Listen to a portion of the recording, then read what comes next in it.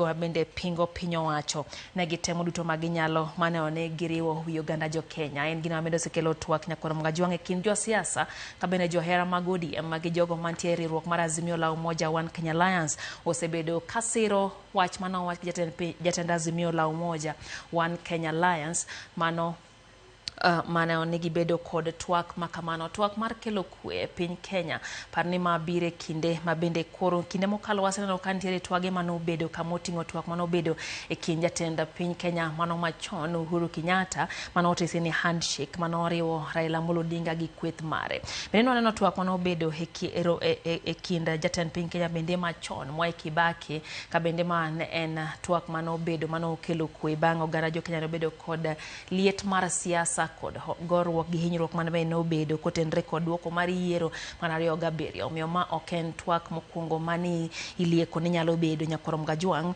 Bende jotelo moko osebedo ka penjore ni to ka onge twak tang'o manyalo timore nyaka bed ni twak nitiere emilose weche machal kod mago. Omiyo kawuono nyakoro mgajwang' bang' jatend piny Kenya William Ruto lando ni twak dhi bede kinda Azimio la Umoja One Kenya Alliance kinda jo siasa kaachiel gi rawere kaachiel gi jogo mabende ndiko ji e tije. Kawuono lando kaka jatend piny Kenya ni oketo lokruoge moko e telo mare machalo kaka keto lokruoge mabende oriwo koda ka tend migepe. Owuoyo tend migepe ma pacho kae parni oganda osebedo kang'ur kotende gi moko kuom jotelo go mabende osebedo katiyo ma ok ni kare. Moko bende mibadhi osemieno kote nyalo paro weche go motendre kod mbolea kane oganda jo Kenya mago mantie sekta mar pur netemo matek mondo mi otem pidho chambi kata kamano ka gidhi ng'iewo mbolea ne giyudo mana kite gi gik moko mane ok odhi kare. Mano omiyo oganda oywak kendo thoth gi ne dwaro mondo mi ogol owit oko kata ogol e telo jatend migawo mar pur Mithika Linturi ka bende nochwale nyaka e nyima od bura kama bende notony kaluwore gi kwan mar jo od bura mago motenre kod kweth mar Kenya Kwanza mano osire lwedo kendo ne ok onyal gole kaka ne oganda jo Kenya dwaro. Kamano kawuono jatend piny Kenya William Ruto okawo okang' mar golo gi duto ka ok oyiero ni to mane osebedo katiyo makare mane ma osebedo ka ok ti kotenre kod kaka oganda jo Kenya dwaro kendo kotenre kod gigo mabiro ndiki e pend chike ma pacho kae. Wuoyo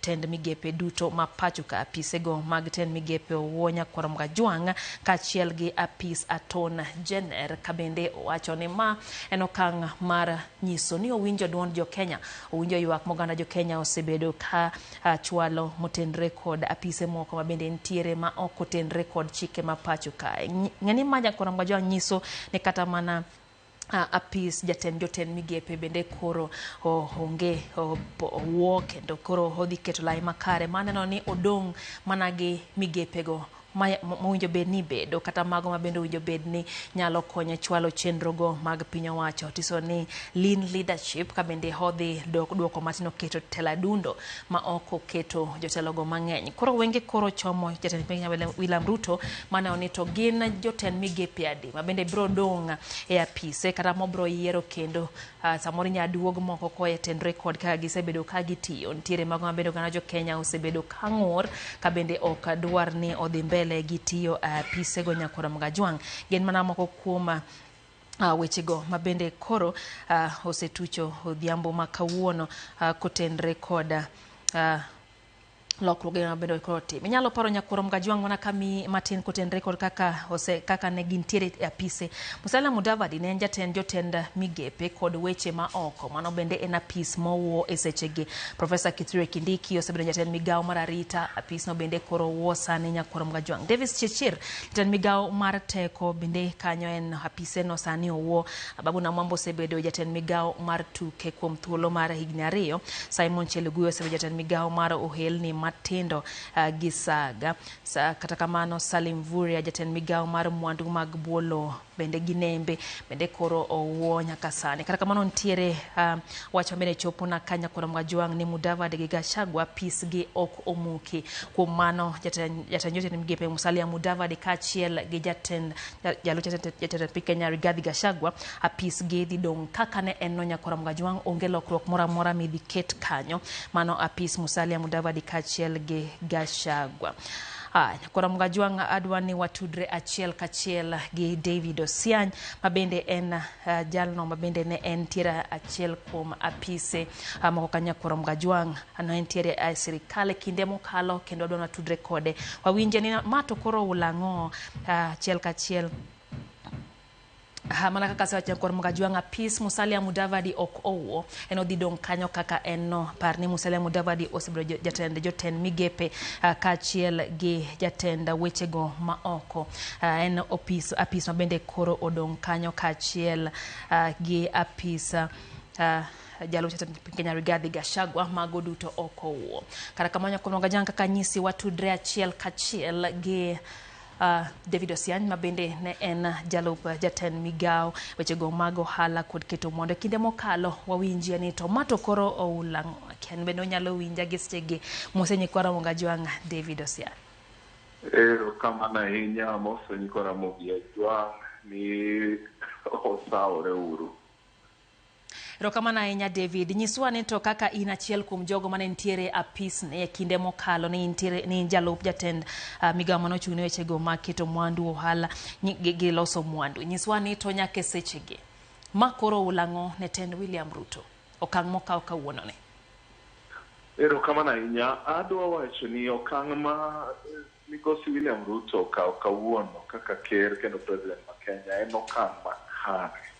En okang' makare nikech piny oseywak chien kanyo kendo nyithindo marowere matindo ne ywak achiel kod besen miluongo ni millennials ka penjo ni yawa nyaka karang'o ma weche biro dhi kama kendo ne nitie pressure ka giwacho ni disband not amend kendo ni wuo oko te ikilok ji ei sirikal. Apani bedo gima ber ahinya ka jatelo nyalo bedo jachir mawinj gima jopiny dwaro, mawinj ywak mar jopiny, mochungi mowach ochok chiro wach ni un osiepena uduto ema ne nie cabinet gin joma ne President William Ruto oyiero kayiengore gi kaka gisebedo osiepe, kaka ne gitiyo campaign, kaka ne ginang'o to neno ka piny ochik kendo piny dwa ni mondo oriwre kanyakla kendo piny ywago ni mondo obed gi joma nyalo tich. Omiyo gimotimono en gima duong', en gima ber, en gima konyo kata gima dho kisungu luongo ni saving face. Biro konye en owuon mondo opar matut ni koro kawaaka ere kaka wanyalo choro Kenya nyime e yo maber moloyo kaka ne en kanyo. Erokamano nya David, kaeto bende paro ni okang' mokaw kawuono nyalo duoko yie ma oganda jo Kenya osebedo. Adhi duogo iri David Osiany thuolo machuok kende kaka kama watudre achiel kachiel Nyakora Mgajwang' reporter marwa Chris Owino kantiere kar jot ma jatend piny Kenya William Ruto kama be noluoronwa magi motudre kod lokruok mabende koro ket gi jatend piny Kenya William Ruto mago mar wuoyo bad migepe mag sirikal. Chris Owino iriyo makare nyiswa ni to osebedo nade ere gino mabende iwinjo kotenre kod twak mabende owuok e sechegi. Chris. Erokamano Lydia, en gima jopiny ne onge kod geno mane jopiny mathoth ne en ni jatend piny William Ruto ne dhi timo lokruok alunde e piny owacho kata tend migepe mare. Kata kamano ne ok en gima ne jopiny ogeno ni jatend piny William Ruto ne dhi wuoyo oko tend migao mare odiochieng' ma kawuono kendo en gima oyudo jopiny kata jofwambo. Wan ka jofwambo onge ng'at mane ong'eyo ni jatend piny nyalo ketho oko tend migao kata tend migepe mare. Ne wan kod geno ni odhi timo lokruok e tend migepe mare kaluwore kod achiel kuom gigo mane ochiw kod rowere mag Gen Z mane dwaro mondo otim lokruok e piny owacho mare kaachiel duoko piny kod jotend migepe kaka yo mar neno ni piny owacho oyudo omenda moromo mar chulo weche mag dongruok katiyo kod omenda mathoth e nyayo kata e tiyogo e chulo osara jotich mag sirikal. Kata kamano gima timore en ni sani koro jatend piny William Ruto owuoyo oko tend migepe mare kendo owacho ni chenro mag sirikal biro dhi nyime ma onge ng'ikruok moro amora nikech chenro mag sirikal ibiro tayo kod jogoro mongirore ma ok omulo e kinde mane owuoyo oko tend migao kata buch tend migepe mare. Owacho ni jogoro mongirore biro dhi nyime kod tayo tijgi kendo onge chenro mag sirikal mabiro ng'ukore e yo moro amora. Kaluwore kod mano en ni Attorney General onyis rangach, jotend migepe duto bende onyis rangach, mana jatend migao mar weche mag pinje ma oko kaachiel kod ogayi ma jotend migepe Musalia Mudavadi ema okomul lemo mare kaachiel kod jalup jatend piny Rigathi Gachagua.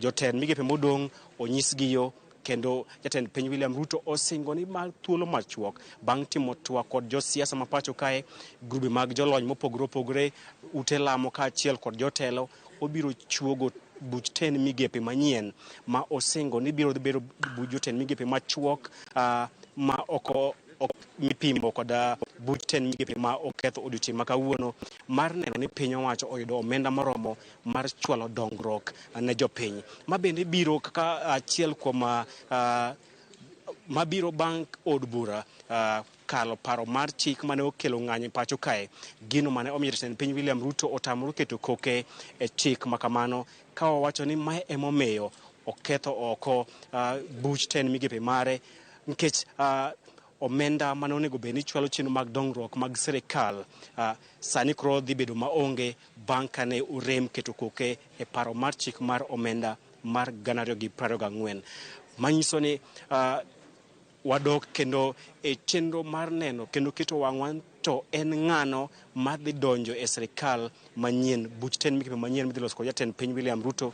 Odhiambo manyore weche mago manyien kanyalo paro, ne wawacho nitiere maling'ling' mane waseyudo, nitiere chenro mar loso piny owacho mar barwabar madhi nywando duond bura mar ODM, duond bura mar Wiper kaachiel kod riwruok mar Kenya Kwanza.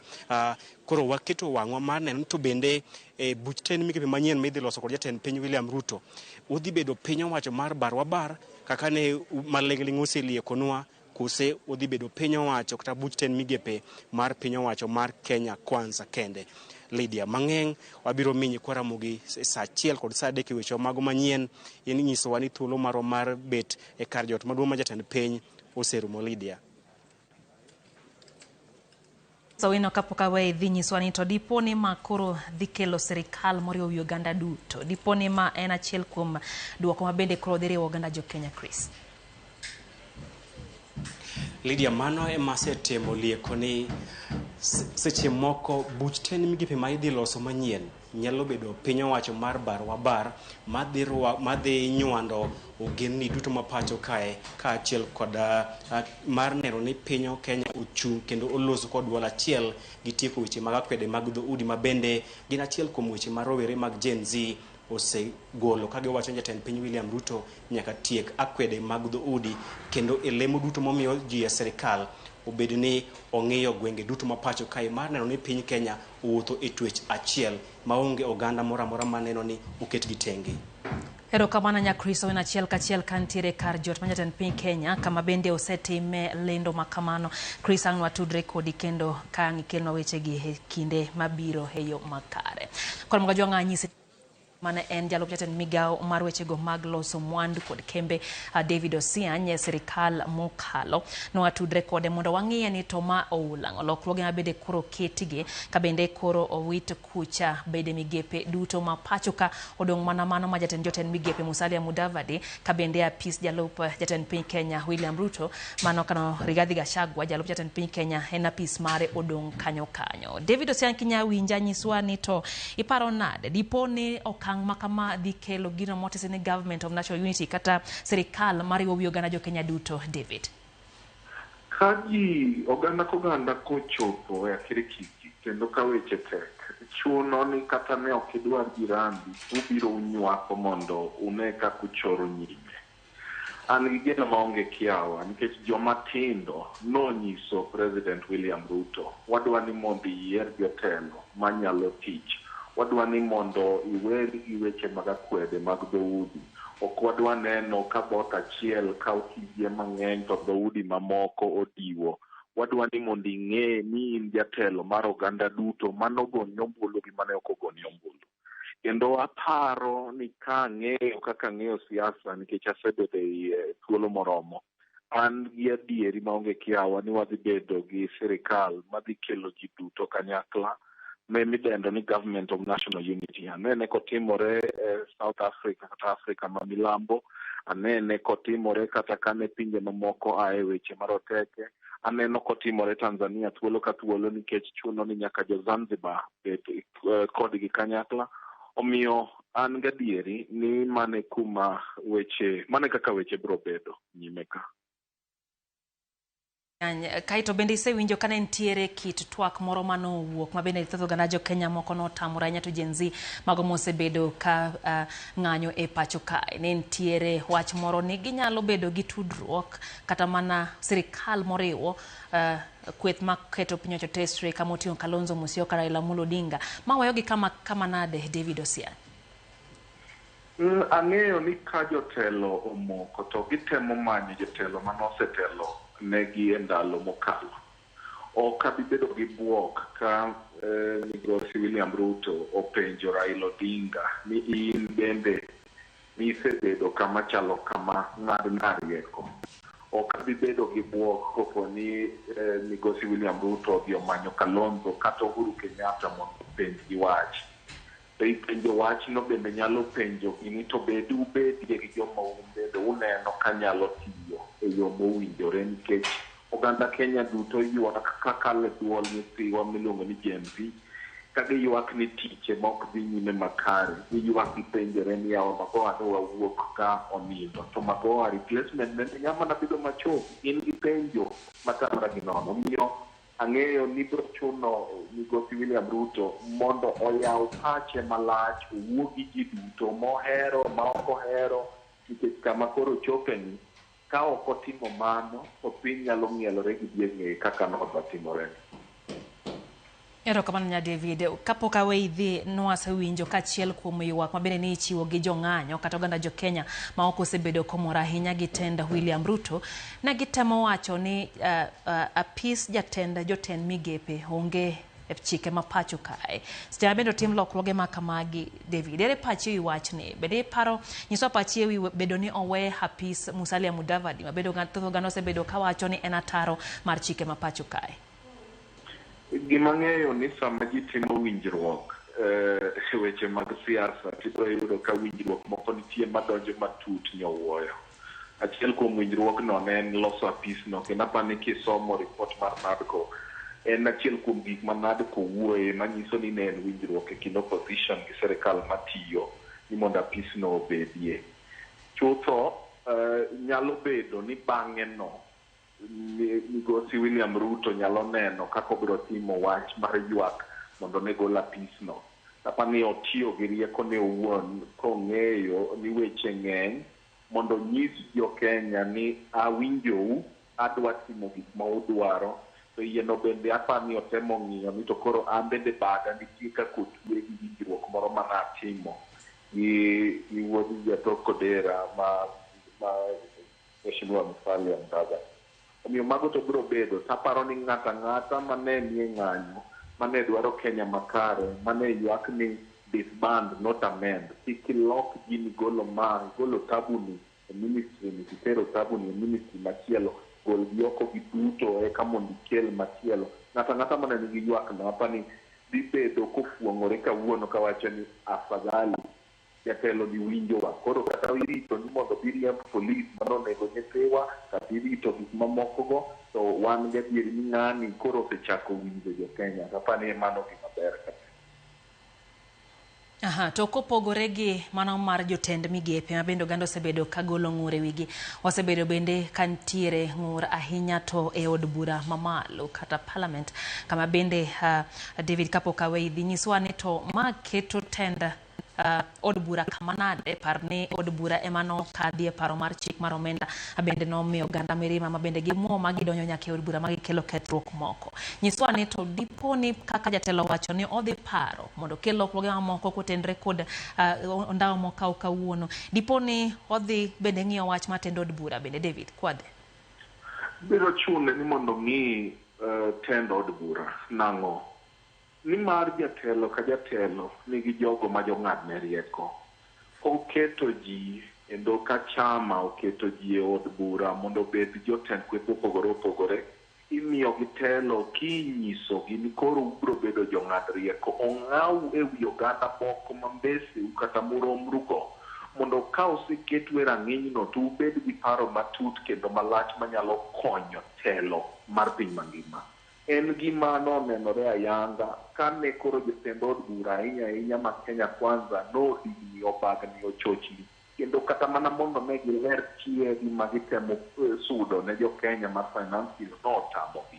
Ka koro osekotamogi kamano, ne ginyiso nyawo malich miwuoro. Miyo e thuolo mowinjore kado manyo pacha, to an danyise ni e thuolo mowinjore biro chuno ni nyaka olok jood bura. Gine mane giwuotho ka gin gi suga, ka gin gi ng'ai, kane gichecho, kane ok giwinj wach, kane giting'ore, kane gijaro ji. To ka ji osebedo jo ajare kamano kiwegi kanyo, to gibiro mana medo kelo mirima ne joma ne ok dwargi. Omiyo mondo ibed gi lokruok makare mabiro tiyo gi ministers mibiro yiero manyien e yo mowinjore, nyaka lokruok bede od bura. Eka bang'e no chien ka chieng' moro ibiro kel finance bill machielo mopuodh gi jopiny, to gibiro bedo od bura ka giwacho ni ma duond jopiny, weuru obed kaka gidware.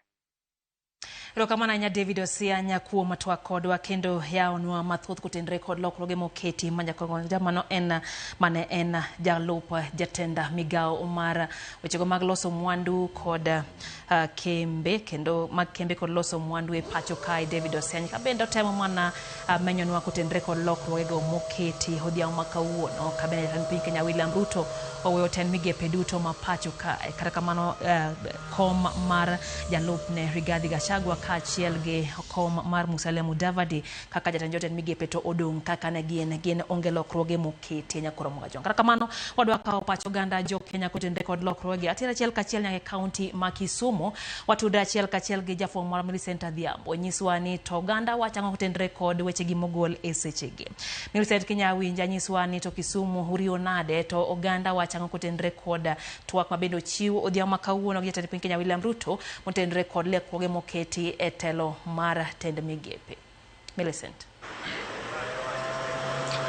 Erokamano Lydia, achiel kachiel kawuok e kaunti ma Kisumu kotenore kod twak ma jatend piny Kenya William Ruto yagolo nyiriri mokadho chien kanyo ka olando ayanga ni oriembo oko e tich jotend migepe duto ma pacho kaendi ka oweyo mana ofis mar jotend migepe mano Musalia Mudavadi kaachiel kod jalupne Rigathi Gachagua. An kod jopiny ma bende gin jogo manie bunge la wananchi ma Kisumu kaendi ma bende osebedo kaluwo wechegi are nyaka ne gichakre nyaka sani. Wawinjore na pachgi ni to gin kotenore kod okang' ma jatend piny okawono. Ang'o ma ginyalo wache kod wach machalo kamano? Achak kodi king'iyo kamera mondo inyisa pachi kotenore kod okang' ma jatend piny okawo. Erokamano, an Michael Olweny, organizing secretary mar bunge la wananchi Kisumu County ka. Anyalo wacho ne akwongo adwa eko vijana miluongo ni Gen Zs kuom tich maber mutiyo. Waneno ka uchio president makamanye president koro wang'o neno ne adieri nyen gi cabinet ministers mane ok nyal konye e gima nyalo timo. To koro wacho ne Mr. President ni koro itimo gima ber ma e gima nye Gen Zs dwaro. To mar ariyo inclusivity ma Gen Zs osebedo ka ywago. Koro kipango cabinet manyien, wan kaka bunge la wananchi bende wabenye one part of this war. Wagombo ne wan bende wabed achiel kuom cabinet secretaries magi mondo mi wambe wabede sirikadno. Kech wan bende wan kaka taxpayers wasebedo fight ne wasebedo kwa goe jok manyo oseluori gin jok moko manye nigi interest gi giwegi. To koro wagoero kamano ne ini wuone kech tich mitimo to pod itimo tich nus. Moko pod odong' wanyaka gi PSS moko mok ti maber. Nyaka wuon nyaka Mudavadi. Miweyo kanyo no Mudavadi be okonego bed kaluwore gi chik. En be ka bet onego bed no wuga embo dhi dala mondo mi sirikal pang manyien gi face manyien gi jo manyien ma kipango sirikal to jande wagi jo boda machalo kaka an bende odonje sirikal kaka ne wacho. Wagombo ni Mama Mboga this time round odonje sirikal kaka ne wacho. Erokamano. Erokamano ahinya wache kodi. Yes, ginyinga iluonga ni Edwin. Gejengele kuni Edwin Otieno an jadak makondele endo kaka kijana mar Gen Z. Ada wacho ni gimano ka president otimo kawuono oyeko mana one of the 14 demands mana wachiwo ne sirikal. And osetimo madhi mana auchiel. Pogore mang'eny wadwani mondo otim. Oda wacho ni ka president dok yiero cabinet manyien to bed cabinet mamenyo picha mar Kenya te. Kiko bed cabinet ming'iyo kabila moko ariyo adek. Wadwaro ni all the tribes in Kenya obed part and parcel of this cabinet. To kendo wakwayo mondo waduok weche mag expenses piny. Cabinet midhi yier ni man next obed gi at least 15 cabinet members. Kiko chako obed 24 kana wantie bacha dhi garama mamalo. Mar adek wan kaka Gen Z wasupport gima president otimo kawuono wamoro godo, lakini pod wabiro ne nikech pok otieko gi te. Wadwa ni gimoro amora otim kaluwore gi dwaro mar katiba ma Kenya ka. To ka otimre ka dwaro mar katiba pod wabiro siko kwa dhi mane ndara mondo mi changes gi te obed e Kenya ka. Erokamano. Ahinya. 1 minute each. Relax. Ginyinga en Samuel Okoth, ana member mar bunge la wananchi Kisumu ka. Ana adwa mana go erokamano ne Mr. Ruto kuom golo jotend migepe. But gi pacha to pok otieko nikech bai golo jotend migepe onyiso maber ni en wuon bende en incompetent. So en bende onego bed ni ebe opave way for ng'ama nyalo manage Kenya. So kata koduogo nodok yiero jomoko. In fact, this era should be for youths. Okonego duoknwa jodongo. Wadwaro ni vijana mondo make part and parcel of the government mar William Ruto. Thank you. Thank you. Panama Pio. Shida mar Kenya en corruption. Nyinga Rigano Nyango Okoth, agwero kamano gima William Ruto timo. Kamera. Shida mar Kenya en corruption. Ko yiergi obegi giti. Onge tindo yiergi kutwe lwetgi. Mane shida maduong' kabisa. Kechi yierogi ogiti. Katieko oyier vijende be mawigi ler. Jodongo be okikanyo. Kech piny ok nya bedo mar vijende lil kende. Oker jodongo be matin, mabeti yang matin gi vijende. Eni ogero kamano kaka jobunge wananchi. Kapok idhi wacho kanyo ni koyier jotelo kata mibro yier manyien kik twe lwetgi. Samoro ng'ato neni to kia ni kiwacho ni kik twe lwetgi to ifula ng'o kod wach ni nyalo lero. Ing'eni yiero gi ka kiro ni obedo control. En kanyo ochalo kaka puppet. Koro gier joma sharp omigi majukumu giti. Machiegni. Iluonga ni Wycliffe Olago Otieno. Namba 1, wagone Nyasaye erokamano kuom winjo wach mar Gen Z. Ruto iriebo jotend migepe. Mano point mane wakwayo number 1. Gik mano dwaro pod ng'eny. Wadwaro mondo jopiny kidloso kabet manyien wabed gi foro kikelnwa ting' moingowa. Cabinet obed joma tiyo ne jopiny mondo jopiny bende ofungre piny. Erokamano.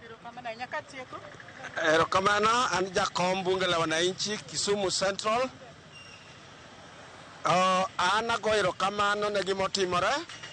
En adiera makende ni joma nyocho yiergo te were totally incompetent. Kiyiero kendo mar ariyo makori dhi keti in place ng'ato bed mariek CV gi ema mondo migi places magintie. Kik ket ng'ato ma lawyer to dhi e roads. Onge chieng' ma law dhi gi roads nyaka nini. Nikech law en CRE gi history gi English. To roads and science strictly. Physics and other things. Omiyo yier ji maluwore gi kaka gimosomo mondo gik moko dhi makare. Kik oket chabla for the sake of putting cabinet. Med Nyasaye gwedhi kokamano to vice president nyaka no dong' nikech chik otwe ni en ok onyal riembo vice president. To Foreign Affairs Minister en nyathi ot, en nyathi dala minyalore sa asaya kata pinyo makosani nyaka no dong mano gimotimo to timo makare to par loso cabinet ne maler kiko we jodongo oko mawigi ler vijende bende kiko keti tupu vijende bende apana vijende bende nyaka keti onge chama vijana no bende dala kendgi madala no dhi makare nyaka kikigi. Aduogo iru mana matin abro dok e studio mago paro ma owuok kuom jo bunge la wananchi ma Kisumu kiwinjo ka giwacho kanyo ni gima jatend piny Kenya William Ruto timo gima ber kata kamano to pod gin gi kwayo moko gineno ni otemo osechako winjo ywak gi kendo timo gigo mane gikwayo to pok ochopo kata atamalo 80 kata 70 maginyalo yango ni koro ochopo gigo mane gisebedo ka gidwaro kata dwaro gi mane gichwalo nyime. Ka kamano Lydia kionge penjo tabro duoko ni mondo idhi nyime kod twak e kinde ni koteno kod weche matucho ma jatend piny riembo oko jotend migepe. Edo kamana nyamili sena diamba chiel kachiel koya bo Kisumu kama jo piny medo golo pachgi kotenre kod lendo mogol gi jatend piny William Ruto kabende en wach mabende oganda jo Kenya medo golo pachgi ng'akonga jo ng'ateri achiel kachiel keno nyake county ma Homa Bay winje to jo asego to wacha ngo kotenre kod lendo mogolo dia makawuono gi jatend piny William Ruto. Ali Abich inade nyiswani to Homa Bay wacha ngo kotenre gi lendo mogolo dia makawuono. Ali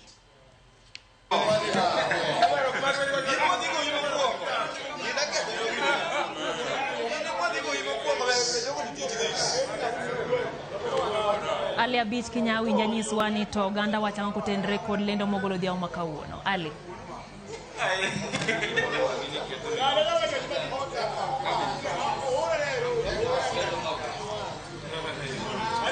Ali Abich kinyalo winja jakmojang mano kanyo en Homa Bay. Ero kamano Lydia ana mor maramba beto kachiel kod jodak e county ma Homa Bay kandi mana thuolo machuok bang' ka jatend piny Kenya William Ruto opuko ko jotend migepe mage ka weyo mana jalupne kachiel kod jatend migepe en mor mar bedo twak kachiel kod jopiny woni to pasgi anang'o nikech ne ka rowere mag Gen Z osebedo ka bago ng'anyo mopogore pacho kandi ka gikwedo godo moko maricho mag ne pacho kandi makoro miyo jatend piny Kenya William Ruto thuolo machuok mokalo ka thuolo mar puko ko jotend migepe mage kendo chiwo thuolo mondo mi obio ongi kako nyalo chugo kendo jotend migepe mage manyien ka ketho sa en achiel kachiel mondo abia akaw paro mag jopiny Kenya mondo gisen to ginango paro mane magin go kata girwako machalo nade okang ma jatend piny Kenya okaw mar golo ko jotend migepe mage inyacha gi nyike ng'iyo kamera kaja mondo gisen pachi nango bang' ka jatend piny Kenya William Ruto ogo ko opuko ko jotend migepe mage pachi nango kichako kod nyingi.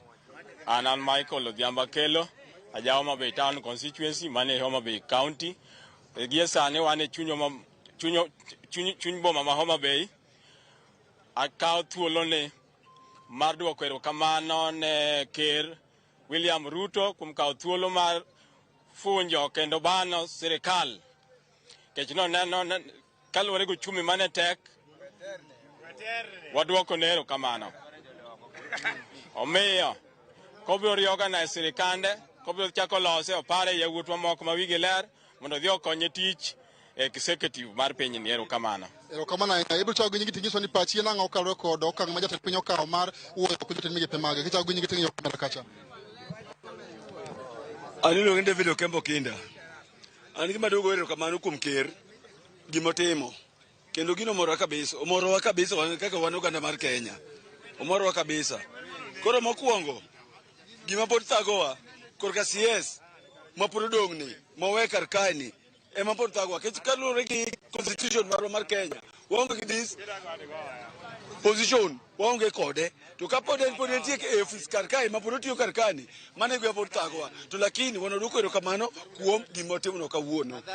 Duoko erokamano. Erokamano nyaka ni pachi nango kalwe kod okang ma jatend piny Kenya okaw mar wuoyo ko jotend migepe mage.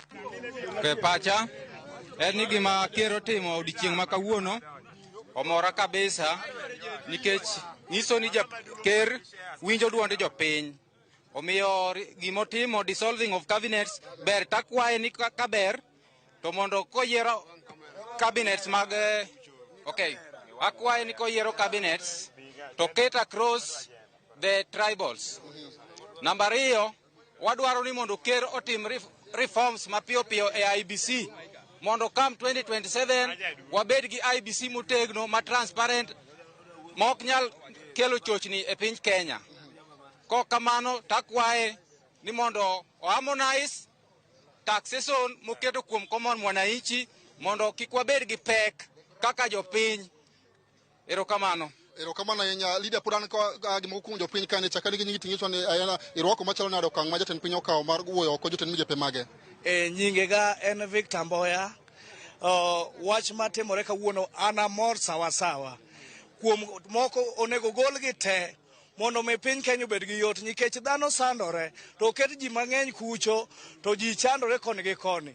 Aneno ni mondo golgi agola te nyaka ma pod odong' kaka Mudavadi gini gol mondo wabed gi kwe nikech piny inyore. Nerni onge osiptal bende waonge gi migawo maber yore maber. Omiyo akwayo niya kanyo pod luoka maber mondo wayudi mondo wadhi maber. Mane pacha. Kawi adhi ngama migepe mori begin April 22. En namba mane makoro de ka jatend piny Kenya keto mondo mi koro piny Kenya ben makare kaluwore kod chuny ma ji osebedo ne yuago ne udhi malo to jotend migepe osebedo mang'eny e pacho kandi. Gin kaka un jodak ma be kandi. Gin ka ang'o gin modwani mondo jatend piny ong'i kama koro biro chugo jotend migepe manyien. Erokamano an kipacha to chunya neno ni mondo gibed kata par. Mondo ka gibedo kata par to mondo mi thuolo maduong' kuom pes mang'eny matiyo kuom joma moko. Mago nyalo konyo wa kuonde mamoko mondo mi Kenya oringi maber, ministry mamoko ring maber kendo mi jopiny inyore mondo jopiny obed gi kwe maber. Erokamano ahinya. Wachane matin kaluwore kod paro ma in go jatend piny Kenya William Ruto owuok jotend migepe mage kaka jadak ma Homa Bay kandi pachien ang'owa. An iluonga ni Paul Otieno Tom. An Homa Bay County ka. Awacho ni president otimo gima long'o. Kendo otimo gima long'o kabisa. Aneno ka gima karo winjo wach mar jopiny. Yenzi aneno ko winjo wachgi.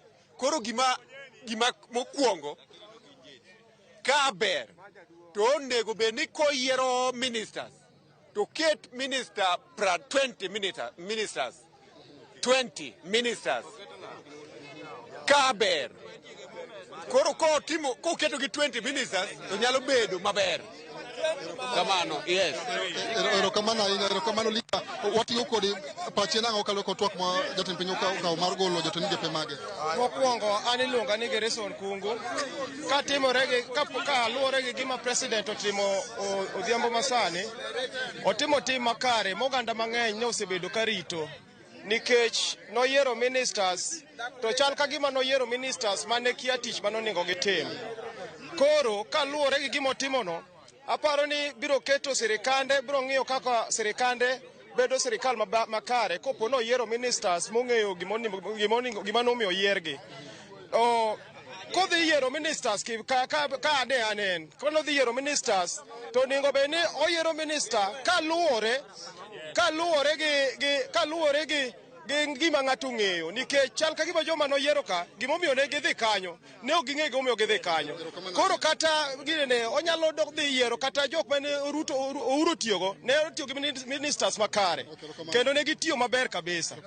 Lydia jopiny thoth kaende go kapok aduoki studio achiel kachiel waka e pacha achiel kuom mine kaende biro chawo nyingi ting'iswa ni kaka ng'oma miyo pachien ang'o kaluwore kod okang' ma jatend piny okawo mar golo oko jotend migepe mage. Erokamano. Aduoko erokamano. Otimo maber to ok otimo maber ahinya nikech kaka ogolo joka to chako owe Mudavadi owe nang'o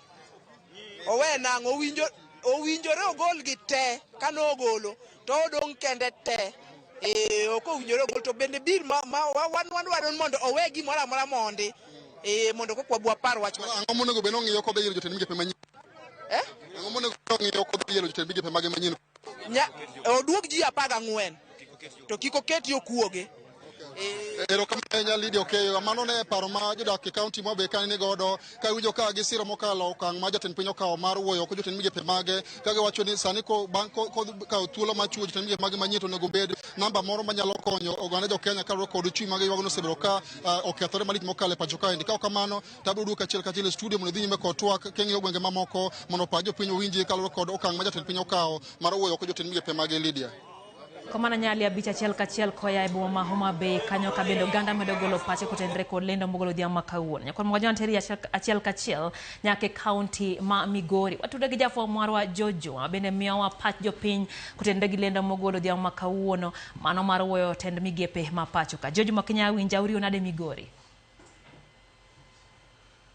Erokamano Lydia Awinji makare county ma Migori wariyo makare waneno ka jatend piny Kenya obedo kod twak e kinde machuok bokalo kama bende waneno kolero gi kata okenge ma piny owacho mare osetimo ne jo Kenya kaachiel kod bende koro pod ochano timo ka bende gima duong' bende jo Kenya kata jo rawere ma wayando osebedo ka ng'anyo osebedo ka yande dwaro en ni mondo koro riemb duto jotend migepe kendo los manyien kachal ka gima dwaro mar rawere ma bende yande gidwaro achiel kuom gero koro chopo kare ka bende midhiao ma kawuono wantie kod mokum rawere ma bende wantiano no kosebedo kang' manyime county ma Migori mar bago ng'anyo ka gidwaro lokruok e yo ma itayogo sirikal e piny Kenya ka bende wang'iyo ni to nyaka sama wuweni okang' mokawo kod jatend piny Kenya mar keto tenge kata riembo jotend migepe onyisa ng'o ma bende gikelo lokruok to ahinya gigo ma gisebedo ka gimanyo kaka rawere e piny Kenya to ahinya kinde mar jumbe ariyo ma gisebedo ka bende koro ging'anyo adwaro mondo imiya thuolo mondo koro awuo kod moko kuomgi mokwongo kechung' ka king'iyo kacha adwaro mondo ikwong ichakna gi nyingi mokwongo inchwa neno ka kinde manu ng'anyo dwaro ni mondo jatend piny Kenya ne wit oko jotend migepe mondo yier manyien achiel kuom dwaro mane udwaro nyaka sama wuweni okang' mokawo kod jatend piny Kenya irwake nade to ere kaka odhi konyo e chopo moko kuom dwaro magu kaka rawere e sirikal mar Kenya Kwanza.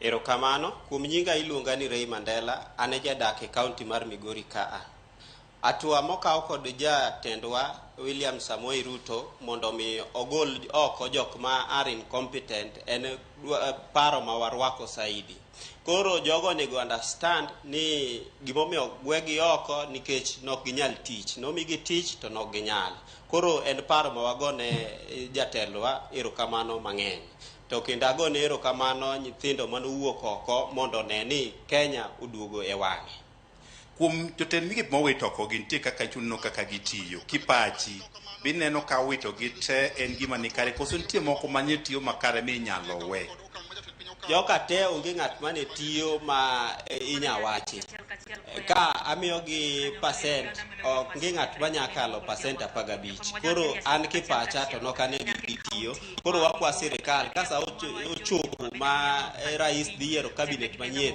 oyier jogo manyatiyo jok mantiere gi experience kendo jogo mong'e gima tero gi office ang'e ni kendo ibiro yier tend migepe samoro kaka rawere ok ang'e ne ka bende ibiro dwaro e pachu wano kata ka sirikal osedwaro ni mondo obed kod wetwak mondo tiek midhierogi sama ibiro yier minister kata jotend migepegi ma chalo gimachiel kuom gik ma ung'iyo ni tidhi yier ng'a ka be onego kawe pachu kod jatend piny Kenya odhi oyier mana jogo mong'eyo nyalo tiyogo.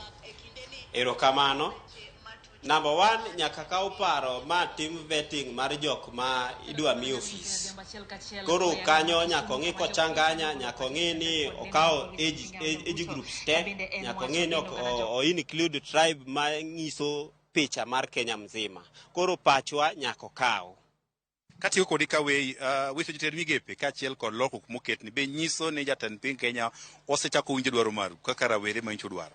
Jatelo nyaka wach mokwongo ni erokamano itim achiel tang'e ni change en gima kawo time kichako gachiel wageno ni idhi timo modong to kik obed ni koro time kawo malach ma chunywa ai kendo mami koro ji doge ndara koro kaka isechako ni obed gima fuatore mapiyo piyo ma ji neno ka in for change mondo mi Kenya oduoge wang'e. Erokamano wakawo pach ng'ama chielo adwa ni churi machiegni gi ka king'iyo kachacha waneno ko wit jotend migepe te oko mae nyiso nang'o dwaro maru kaka jo Kenya kelo lokruok e sirikal mar Kenya Kwanza nyiso ne lokruok ochakore. Erokamano kachako gi nyinga nyunga luong ni Samuel Do agone erokamano Mr. President William Ruto jopiny nyocho neno ni jok ma nyocho yiero ok ti makata en ong'e mabende ok ti omiyo vijende wa otho mo sani changes ochako bedo oriembogi to wadwaro sani oket face mar Kenya oyierwa ministers mabeyo manyalo konyo oganda kendo kwadwar ni metenga mano gimo kwadwar sani koponen tich obed tich ma jopiny duto to neno weche mar biro mbele jopiny ko gi weche ma miriambo gino ok wadwar kendo ok wadwar chako winjo. Wadwar ni ng'ato ka tiyo tije oti tije to jopiny bende ng'iyo ni tich dhi maber. Wacho ni udwaro ni kiyiero jotend migepe udwaro mondo face mar Kenya, jo Kenya omi thuolo. Ma ok ubi wacho ne chal ka gima handshake, samoro ibiro dwar joma nitiere ko opposition. Ere kaka udhi kawo maka samoro okelo jomoko mantiere e sirikal makwedo. Ma udhi kawo ne kaka oganda. Sani ombulu kanyocho sago onge gimoro ni position. En duto te jo Kenya. Sani ji wuoyo kaka jo Kenya. Ok wuoni ma ODM, ma Jubilee, ma sijui nini. Sani wan duto te wan jo Kenya. Sani wadwa loso Kenya mar Kenya. Marito oganda ruwa duto te. Yes. Kati kokori nywando pacho oganda kata kibro yier jotend migepege. Be un kaka jomosebedo kamanyo lokruok. Udwa no nywand pachu. To kudwa no nywand pachu, rawere wacho ni gionge jotendgi. Ere kaka idhi nywand pachu kata kelo jotend migepe mudwaro. Ochunre vetting nyaka tim. To ang'iyo joma are not corrupt manyaka donj office. To kobiro office kacho ong'e maber gimo timi odhi office.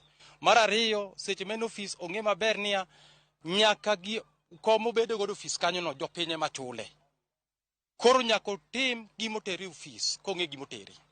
Erokamano tieko kod erokamano nya. Kinyalo winjo mano mokom oganda county ma Migori bende wacho ni gimor kod okang' ma okawo kod jotend piny Kenya mar wito kod jotend migepe. Kadwaro margi en sama koro idhi ket jotend migepe.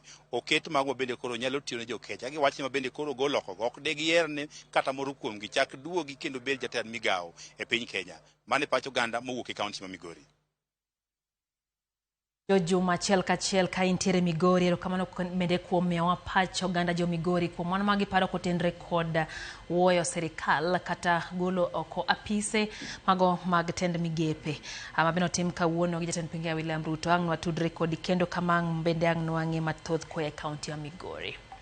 Kora mga jwang mago mana ma kuom pach oganda jo Kenya, oganda medo golo pachi kotenre gi twak mabendo ochiw gi jatend piny Kenya William Ruto odhiambo ma kawuono. Lokruoge otim e sirikal nyakoro mga jwang adwa mondo mi kit sirikal kaka ne en chon kane pok owuoye. Kabende magi otenre kod lendo mogolo dhiambo ma kawuono gi jatend piny Kenya William Ruto, lendo mabende koro wuoyo sirikal ahinya to tend migepe mabende kaluwore gi twak mabende osetimo odiochieng' ma kawuono. On kanyo gi jatend migawo mar wechego mag lweny Aden Duale mabende koro apise owuo nyakoro mga jwang. Apisno kendo sani koro ok ti mabire kinde bende koro obila mag Kenya ntiere piny mar Haiti kabende kedo kod wechego magarita kabende penjo koro medo wuok mathoth kotenre gi kaka wechegi bro medo dhi nyakoro maga jwang. Waluwo mano gi jatend migawo mano mar wechego mano mar lweny Aden Duale kwadhi mbele.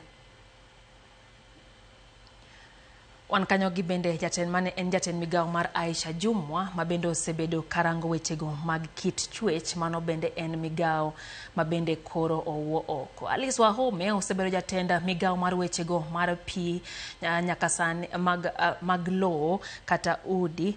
Mano bende en wacha bende koro onge e seche gi nyakoro mga jwang. Wantiere kanyo gi Moses Kuria mosebedo kang'iyo wechego mag jotije sirikal.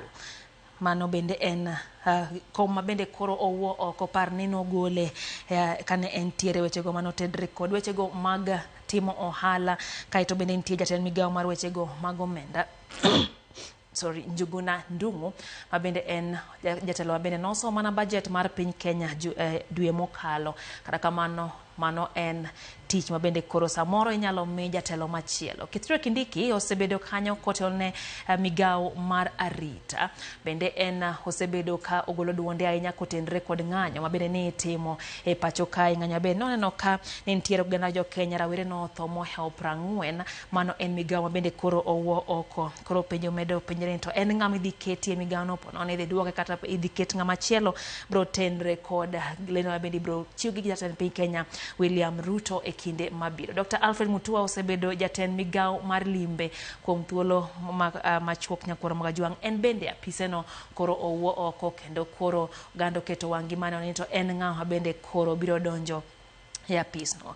Jatend migao mar wechego mag apaya kachiel kod wuodhe Kipchumba Murkomen osebede komno kuom higni 2 nyakoro Mgajwang'. Kata kamano penjo bende osebedo ka penjre gimomiyo okete kaka jatend migao mar wuodhe to ok en jalno mabende en midusa. Osebedo ka en jalno ni kod lony wechego mag chike mapacho kae, en okil. Kata kamano en achiel kuom gigo mabende oganda jo Kenya osebedo kawacho ni gidwaro mondo ket jatelo kotende gino mabende osomo gino mong'eyo kaka jatelo. Rebecca Miano osebedo jatenda migao mar ohala kachiel kod kembe. Nyalo paro ni kanyo emane chon ne Moses Kuria ntiere manogole. Oket Rebecca Miano omiyo sani koro en apisi bende koro owuo mana mar paro ni kit jotelo mane wantiere go kane pok owuoe oko.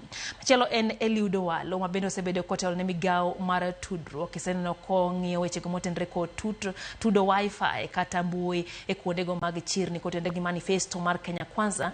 Mano gin singo mabende nochiw gi sirikano. Kata kamano en tich mabende koro kwang'eyo ka idhi miye ng'ama chielo kata ka odhi dong' mondo mi ochop tich mabende osebedo kotimo. Ezekiel Machogu osebedo jatend migao mar somo Nyakwara Mgajwang'. Nokawo atel ne seche mabende koro ni temo ketie tim kit somo manyien mar CBC.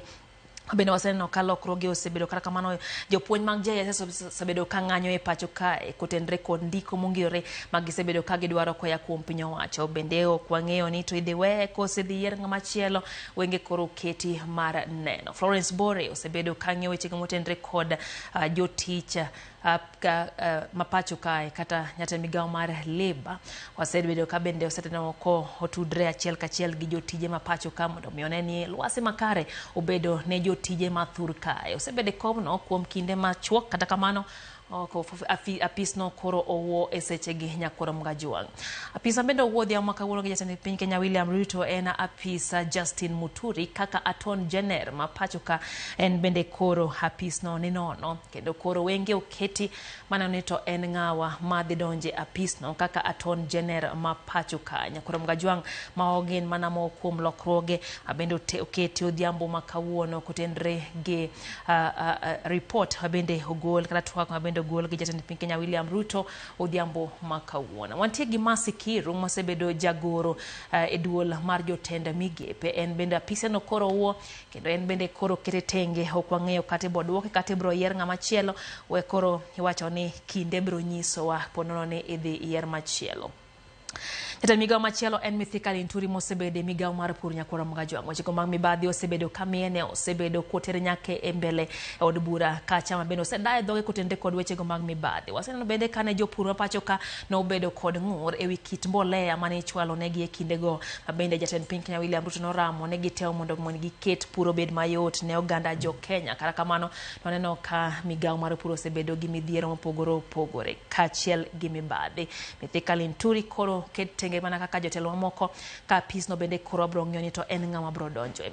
Zachary Njeru osebedo jatend migao mar pie pacho kae. Wabro neno ni to en ng'a kendo bende ibro keti apis makamano. Kaeto bende wantiere gi tend migao mar aluora gi bunge mabende osebedo kanyo kitao gi Soipan Tuya manyaka sani koro Nyakwara Mgajwang' osebet tenge kendo apisno sani nono. Jatend piny Kenya William Ruto brong neo ni to en ng'a moromore gidonje apisno. Parne oganda osebedo kadwaro ni mondo ket ng'ato kotendre gino mong'eyo, gino mosomo, gino ma entiere kod lony e wiye mondo mi ota Kenya e yo makare kaka yorno mana ni oganda jo Kenya obedo kod tich makare. Mabende osekelo liete pacho ka en tend migao mano mar thieth mabende otela gi Susan Nakumicha. Penjo osebedo ka penje, lakteche osebedo ka gomo e pacho ka nyakodi chieng' manyoro Nyakwara Mgajwang' waneno ka bende lakteche mag interns bende osebedo ka ywa kagi kacha. Wechego mag thieth kama oting'o loko NHIF oduoge SHA gin penjo mathoth bende osebedo ka wuok omiyo apisa Susan Nakumicha bende koro dong' nono ka bende koro wenge ng'iyo ni to en ng'a moromore ga pisno. Bende koro tend William Ruto bro kete apisno mar tend migao mar thieth. Machielo en Simon Chelugwe. Bende jatend migao mar ohelni matindo kata saga.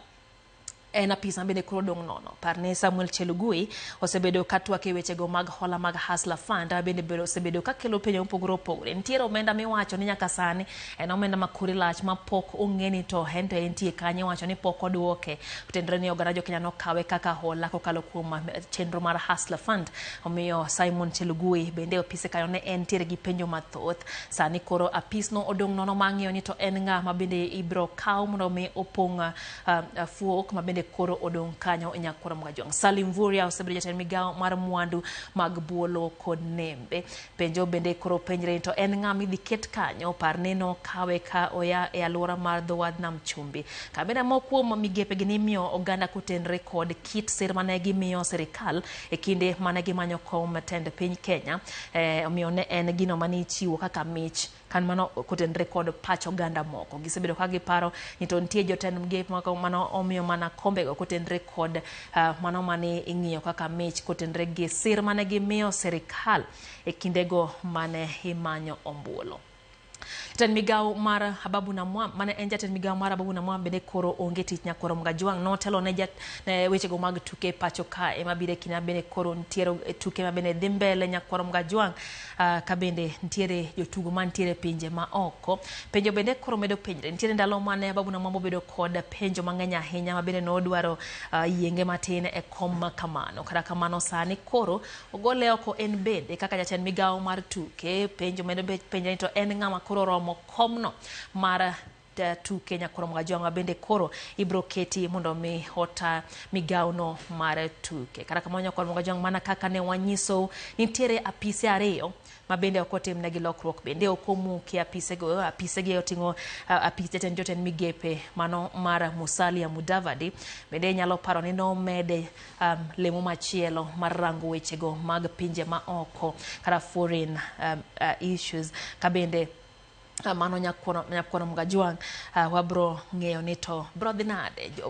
Oganda Jokenya medo ywak ni to ma ok en komo tenre kod chike ma pacho kae. Omiyo koro pod wabro ng'iyo ni jatend piny Kenya William Ruto wacho ni obro medo sumo paro kendo obro medo ng'iyo ni to gin lokruoge mage monjo bed noketo e sirikal mage. Apisi mar Musalia Mudavadi kaka jatend migepe ma pacho ka achiel gi jatelo no bende osebedo karango wechego ma oko kata foreign issues osebedo kanyo ka odong kendo en apis ma bende koro prodhi mbele ataro mar geno mar Jokenya ni achiel kuom apise ma bende deber kawo kaka achiel kuom keto lai makare e chenrogo mag piny owacho. Pare bende jalup jatend piny Kenya bende apise no odong kata kamano we wawinje kendo kaka ne jatend piny Kenya William Ruto twak gi oganda Jokenya kotenre kod wuoyo bad migepe go bende otenre kod twak modhiambo makawuono.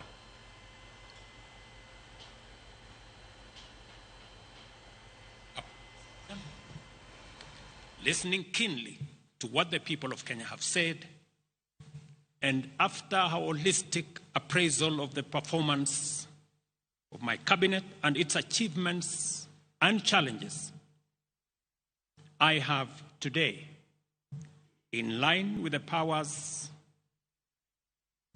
given to me by Article 1521 and 1525B of the Constitution and Sections 12 of the Office of the Attorney General's Act, decided to dismiss with immediate effect all the Cabinet Secretaries and Attorney General of the Republic of Kenya, of the Cabinet of Kenya, except the Prime Cabinet Secretary and Cabinet Secretary for Cabinet Secretary for Foreign Affairs and Diaspora Affairs. And of course, the office of the Deputy President is not affected in any way.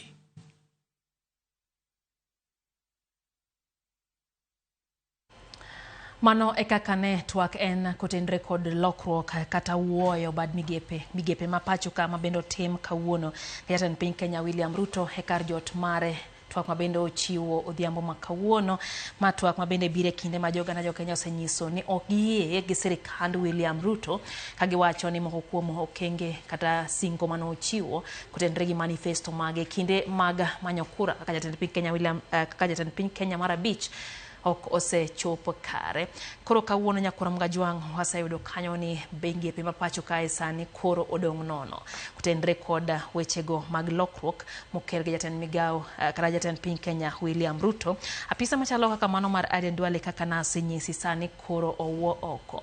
En achiel kuom apisa ma bende koro ni nono ka bende en matimore kinde ma bende nasenyisi apise kata polise mag jo Kenya obila ntiere go e pinjego mag Haiti ka bende gitemo mondo mi gikel kwe e piny mar Haiti. Kata kamano jatend migao no mar wechego mag lweny koro onge e tich. Nyalo paro ni osebedo ko para manyime eneno ni kwe obede pacho kae kendo weche mag jolweny manokel e apaya ma pacho kae bang' ywak bedo ni nentiere wechego modhi ataro mar chike ma pacho ka kelo jolweny mondo mi obed gi oganda oko ya piny.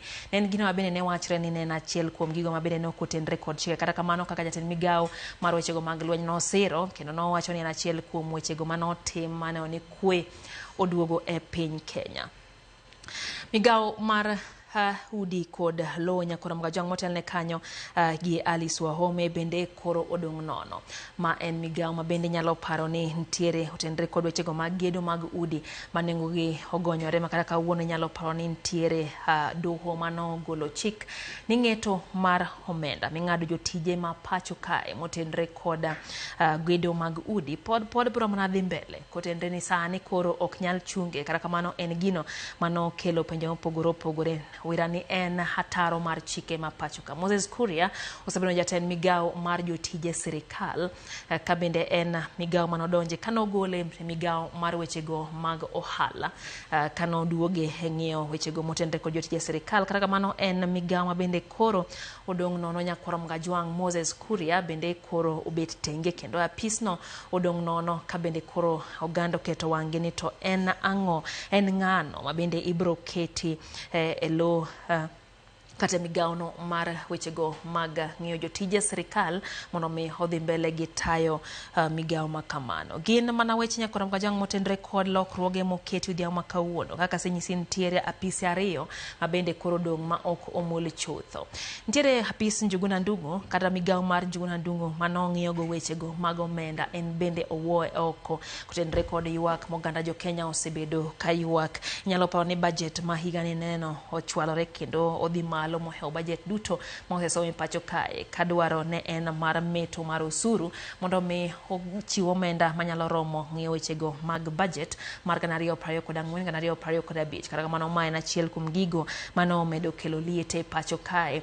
Inyalo paro kane oganda ochako gi mano motendre kod wachno mar paro mar chik mar omenda mane geto medo osuru e pacho kae. Omiyo lokruoge moketi gini bende bro nyiso ni to diponi wabro neno lokruoge e kit paro mar chik mar omenda manyien ma kore bro kel koso yopo noni bro tigi mano mosebedo katie pacho ka kati bro som ng'ika kiloso wechego mag yudo omenda ka ok omed osuru nikech oganda jo Kenya wacho ni osuru mimedo kinde ka kinde ka onge tije mimedo ne oganda jo Kenya ema medo kelo liete pacho kae.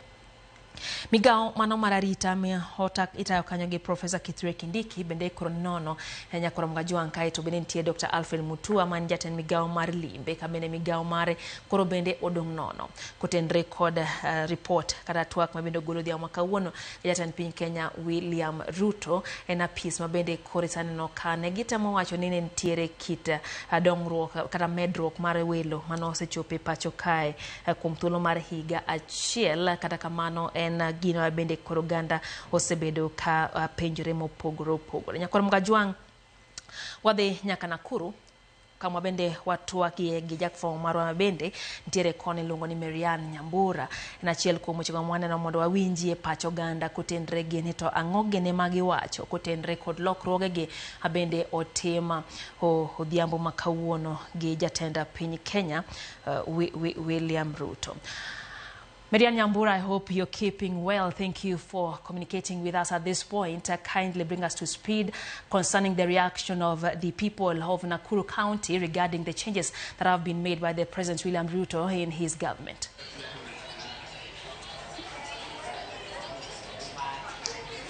Well, thank you, Lydia. Lydia in studio. Well, currently in Nakuru, the move by President William Ruto to dissolve cabinet is a welcome relief for many residents here, and I'll engage them one-on-one just to tell us their reactions as regard to this decision by President William Ruto to dissolve cabinet, save for the two, the deputy president as well as the prime cabinet secretary.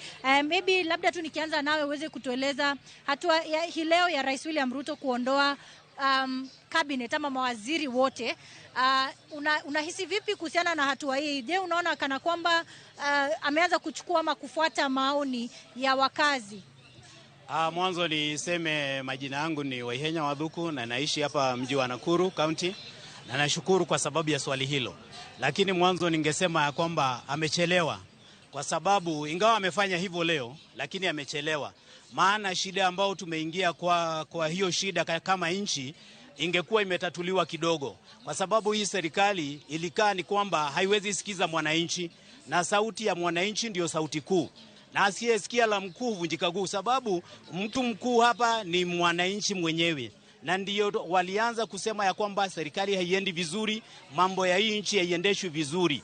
Na wale aliowaweka kama mawaziri ambao ni wa kumshauri, wote aliweka watu ambao hawamshauri, ni kama wanamsaidia kuanguka. Na vile amewaondoa, asiwaondoe aweke tu pembeni, awaondoe kabisa. Hasa sana mwenye alifanya watoto wa wenyewe wauawe, watoto kuwe na vurugu katika nchi, huyo anapaswa aondoke kabisa. Wengine ni waziri wa fedha ambao amefanya hii nchi ikae kama kila mtu hapa ni maskini, kila siku ni kulia tu njaa na mambo mengine magumu kama hayo. Hao watu asijaribu kuwarudisha. Wakilimo pia kuuzia watu fertilizer ya mchanga, hiyo ni jambo pia, na huyo asirudi na asiwahi onekana mahali. Sasa chunge sana asije akawarudisha katika kabineti yenye pengine ataichagua, na achukue muda pia. Akipeana kazi asiwe yeye ndiye anaamrisha vile kazi itafanywa.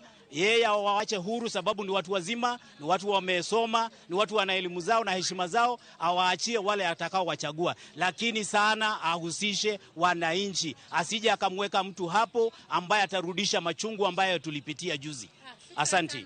Nipate maoni ya mkazi mwingine. Anza na jina lako, utuambie maoni kuhusiana na hatua ya Rais William Ruto kuondoa mawaziri ambao alikuwa amewateua hapo awali. Asante. Kwa majina naitwa Mwanda Steven, msemaji wa bodaboda katika kaunti ya Nakuru. Na mimi leo nataka kushukuru sana watu wa Millennium na Gen Z. Hawa ndio watu wamerudisha rais mahali serikali mbali inatakana. Alisema, waliimba wimbo wakasema si uchawi ni maombi. Sasa Gen Z ndio wameomba maombi yao, Mungu amejibu. Hii serikali ilikuwa mama mboga na bodaboda. Ukiniangalia nilikuwa na kilo karibu 120. Nimekonda sababu ya hii serikali.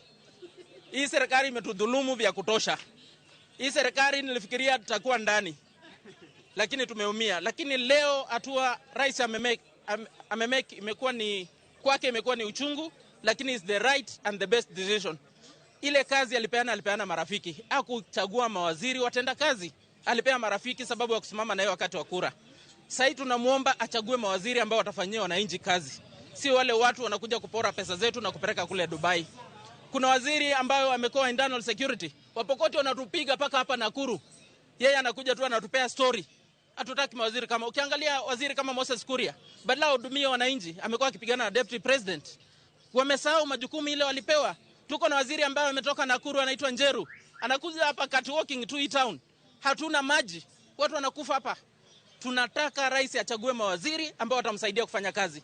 Hatutaki rais anakuwa na changamoto ya kujibu maswali ya vijana hii nchi. Tunataka waziri ambayo atajibu direct vijana. Vijana hawana kazi. Ukisikia wana biashara kama sisi tunalia, there is no circulation of money.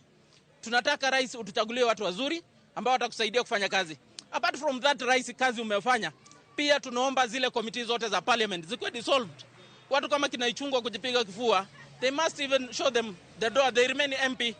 Tuwekee pia committees zile za kusaidia kufanya kazi katika bunge na kupitisha zile sheria ambazo zitafavor mwananchi. On top of that, governors, I hope you are watching.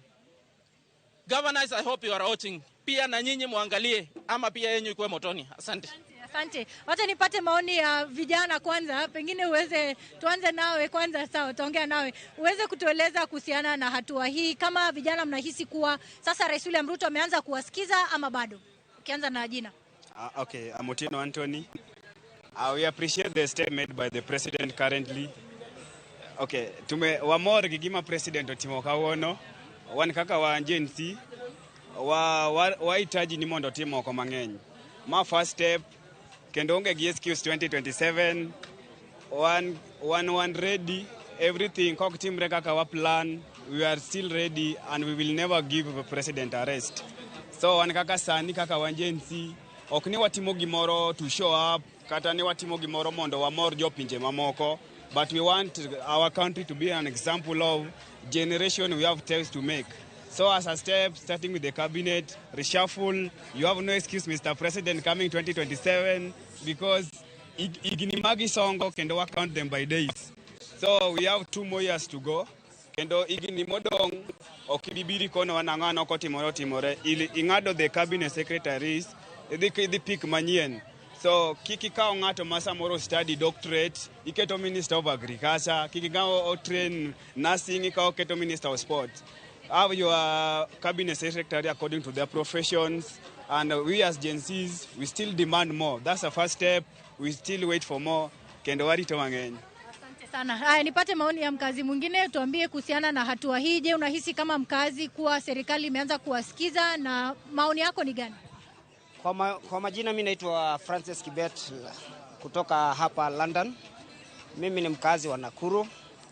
Mimi yangu ya kwanza ninaweza sema kwanza rais umefanya jambo la muhimu sana, kuwaweka chini ama kuwashusha hao waliokuwa na kiburi sana. Mtu anaweza kuja aje kwa social media anaonyesha vile ako ameacquire a lot, na ili hali bwana rais anasema natenga, napanga, nataka mwananchi afanywe hivi, lakini bwana rais anatenga huko juu, anapanga, lakini haikufikii mwananchi. Mimi mwananchi wa chini hainifikii. Kwa hivyo huwa anapanga pale juu, rais wangu anapanga vizuri, lakini maneno kumbe hapa katikati jowizi imekolea. So tunataka sisi kama wananchi, kila kitu bwana rais ulisema umetenga na umepanga, tunataka tuanzie hapo sasa. Hiyo pesa tunataka turudishiwe kutoka hapo. Pia to follow the suit. All governors of the Republic of Kenya, I'm asking you, just follow the suit. Don't reward those people who failed in your political will. Watu sisi tulikuelect kama governor, na wewe ukakuja ukareward your CC, wengine pale walikuwa wameanguka. Please, governors, follow the suit of our president. Kupanga, penye alisema tunapanga na kutenga, hivyo pia tutawapanga nyinyi mliopangio pesa zetu. Tukitamatisha maoni ama fursa hii, pengine uweze kutueleza kuhusiana na maoni yako ya swala hili la Rais William Ruto kuondoa mawaziri. Kwa majina ni James, nawakilisha Gen Z hapa Nakuru, na nimefurahia sana kama Mr. President vile umefanya kuwavuta kazi. Ni jambo muhimu sana na imetusaidia sana, na tunaona kuna maono na kuna hope ya kusonga mbele. Asante sana Mr. President, na kushukuru sana kwa hiyo jambo. Well, indeed, Lydia, as you heard, those are some of the views of residents of Nakuru regarding the move by President William Ruto to dissolve cabinet. They're saying that it's a welcome relief and they are waiting to see what the president will do, and if at all this next cabinet or next cohort that he appoints will be an all-inclusive cabinet. Back to you in studio. Thank you so much, Marianne Nyambura. Despite the rain, you have ensured that you've kept us up to speed. Thank you so much for the report. And of course, we will get back to you some other time. Thank you. Kora magajong mano kanya njafo maro Marianne Nyambura. Wabende wayudo godo wach mabende oganda wacho kutendre kod lokruoge mabende oketi serikal odhiambo makawuono. En achiel kuom gigo mwatimo mar winjo pach jopiny. Thuolo machuok kende wadhi nyaka e gwengego Manyeri kamang' watude gi jafo marwa Kamau Mwangi. Bende wawinje ni to oganda Manyeri to wacho ang'o kutendre kod lokruogego mabende osebed ka osetimo odhiambo makawuono. En gino bendang' wanyiso thuolo machuok kendang' wateri Nyeri. Kata kamano gimomiyo pod wan kanya kesechegi gin lokruogego moketi gi piny owacho Nyakwaro Mgajwang' kotendre koda wechego mag tend migepe. Lokruoge oketi e tend piny Kenya nyate e migepe ma pacho kae kama oting'o mano migawo mar somo masebedo kotel ne kanyo gi Ezekiel Mashogu kakinyano ne wang' jowi mari kanyo ne en migao mabende osebedo kod chenro mopogore opogore. Wach mar CBC osebedo bende kanyuolo paro mopogore opogore pacho kae. Oganda osebedo nyuolo ywak kotenre kakitae, kata kamano en kit somo bende no chake gi telo mokadho. Osebedo kokelo liet ka bende jopuonj osebedo kaywak, kanyato jopuonj mag junior secondary mabende osebedo ka golo ng'ur kotenre kod ni poko ndik gi nyaka sechegi gidwaro mondo ndik gi e yo makare kendo ndik gi e yo mongirore kotenre kod singo mano mege. Nyakoro mga juang' ma gin moko kuom lokruoge moketi ka bende ntiere lokruok moketi ng'anyo motenre kod migao mar pur mosebed kotelne kanyo gi Mithika Linturi. Nyalo paro ni ma bende en migao mosebedo kod midhiero ahinya to kotenre kod wechego mag mbolea mano miyo ganda jo Kenya bende thoth neno kelo ng'ure pacho ka jopur noyudo mbolea ma ok mbolea. Weche bende nokelo liet manochwale nyake od bura kama be nodaye dhoge kata kamano notony kwa mano kawuono orgi pacho giduto kaka jotend migepe mapacho kama biro bang'anyo mano bagi gi kwetha marawire motisi ni Gen Z. Ng'anyo bende osebedo kadwaro mondo mi ta Kenya eyo ma owinjore, ta Kenya eyo makare mondo mi kata mana wechego motenre kod mibadhi mabende osebedo kokwako tend William Ruto. En owuon owacho ni ntiere gino mabende osebedo kachamo pes piny owacho, mano en achiel kuom gi en mibadhi. Mabende wacho ni en wacho bende koro gi ikore mar kedo godo kaluwore gi lokruoge mabende koro idhi keti e tend migepe mapacho. Wacho bende wacho motegno en ng'iyo ni to koro odong' gi migepe adi, kama bende nyalo bedo achiel kuom gigo mabende koro gana nyalo keto wang'gi mar ng'iyo kaluwore ni wacho en owuon ni odhi duoko piny kwan mar jotend migepe mabende koro idhi keti e pacho kae. Wang'e koro ng'iyo ni to en migao mane ma idhi gol, to en migao mane ma dhi dong' bang' keto lokruoge, to gin ng'a gini mabende idhi keti he kombego mag tend migepe. Pani mabiro bang' twak wuok mabende koro chalo ka gima ntiere serikal moro mar musruok makata barwa bar manyalo bede kind kweth mar Azimio la Umoja One Kenya Alliance kachiel gi Kenya Kwanza ka bende koro penjo medo penjore ka bende dipo ni ntiere jotend migepe mabende nyayier manyien midhi gol oko mar serikand Kenya Kwanza kanyalo paro ni mago manogole duondo e burano to koro osebedo ka ok odhi malong'a ahinya gi oganda jo Kenya. Magi gin lokruoge motimo dhiao makawuono nyakoro mga juang' gi jatend piny Kenya William Ruto.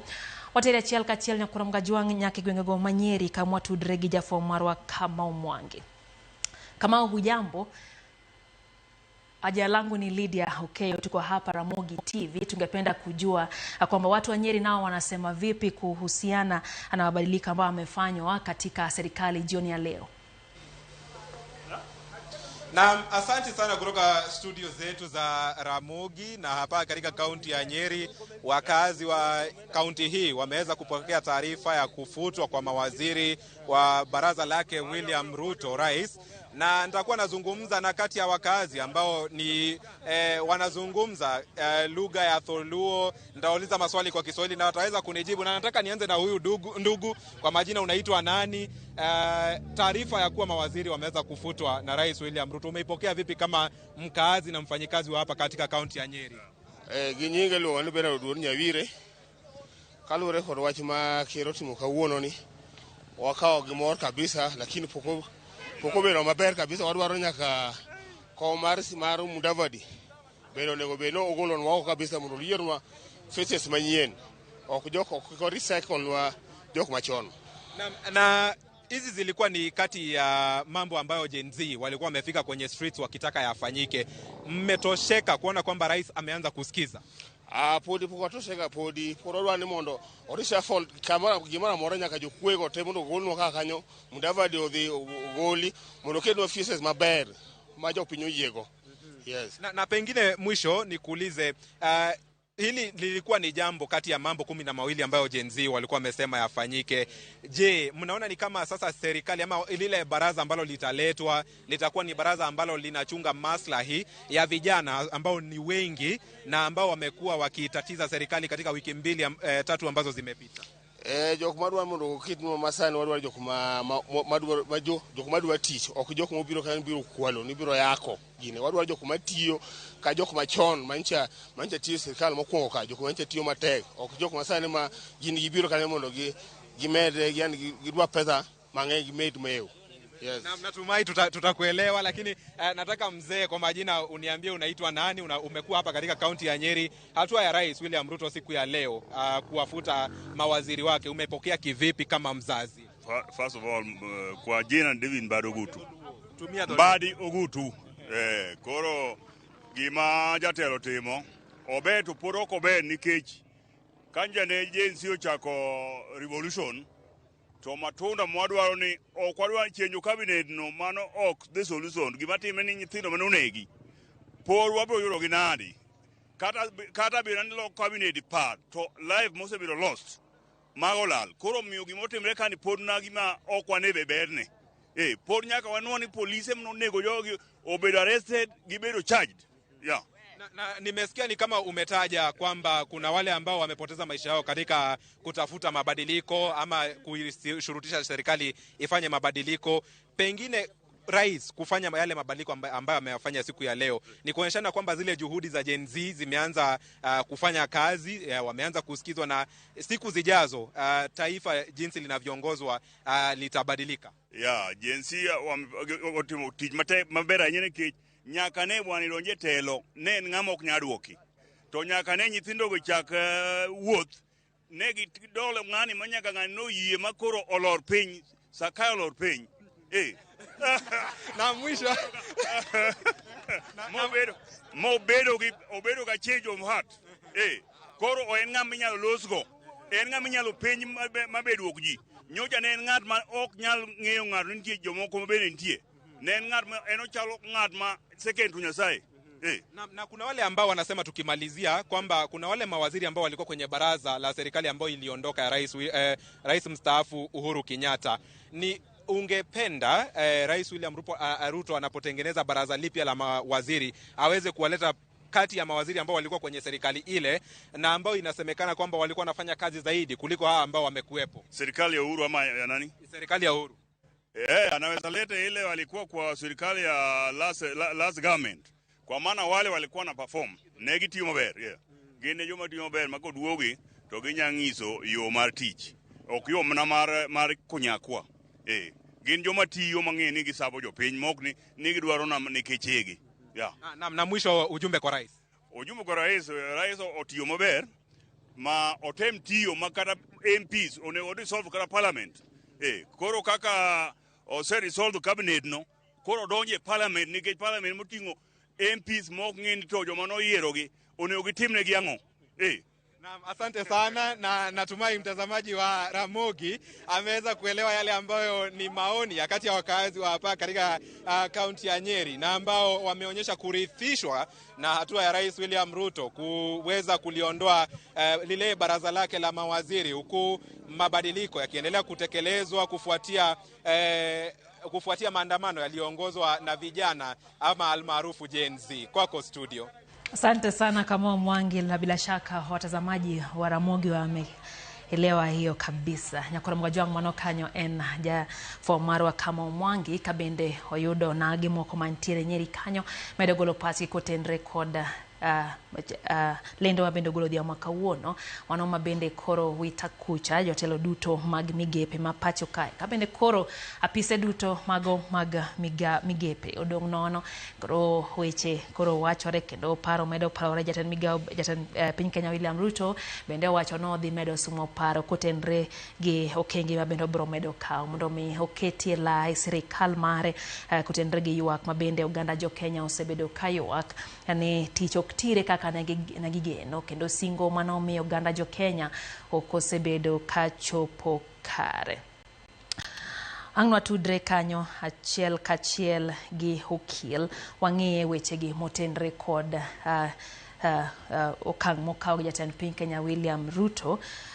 Wadhi tudre kanyo achiel kachiel e yor simu gi okil mano kanyo Dr. Eric Omolo wawinjie ne to weche chal nae. Dr. Eric, inyalo winja e seche gi nyiswa ni to okang' mokaw kamani oulang'o chike mapacho ka wacho ang'o kotenre kod bedo ni sani koro onge jotelo e apisegi koro dong' nono telo mapacho ka kata chike mapacho ka to wacho ang'o kotenre kod onge mar jotelo e apise mapacho kae kotenre kod lendo mabedo golo dhiambo makawuono gi jatend piny Kenya William Ruto. Daktari, nyiswa matut kotenre kod mano. Erokamano Lydia, chik oyiene ker mondo ogol cabinet secretary sasa modwaro. Onge contract ma cabinet secretary sign kadonje telo except gimiluongo ni performance contracting gimonego bed ni gitimo. Koro ker ne kikatiba ni kor katiba mondo ogolgi. Gimatimore ni sama ministers onge to jotelo departments ma samoro luongo ni permanent secretary kata principal secretaries kata directors oromo timo gik miluongo ni day-to-day operations mag government. Ma ok ango mokwongo ma Kenya obedo maonge cabinet secretaries te. Kibaki no oriembo cabinet secretaries te nyaka Raila Odinga ne minister mar roads 2005 no oriembo gi te bang' referendum. Aito bende ng'eyo ni normally bang' elections bende wabedo gi period ma CS moko onge kata ka giketo gi lenda. Koro onge giminyalo wacho ni constitutional vacuum ma timore mondo ma cabinet secretaries obedo ka onge to ni koro sirikal ok nyal tiyo. Gima nyalo bedo marach en kobudho ahinya ka ok oyierogi.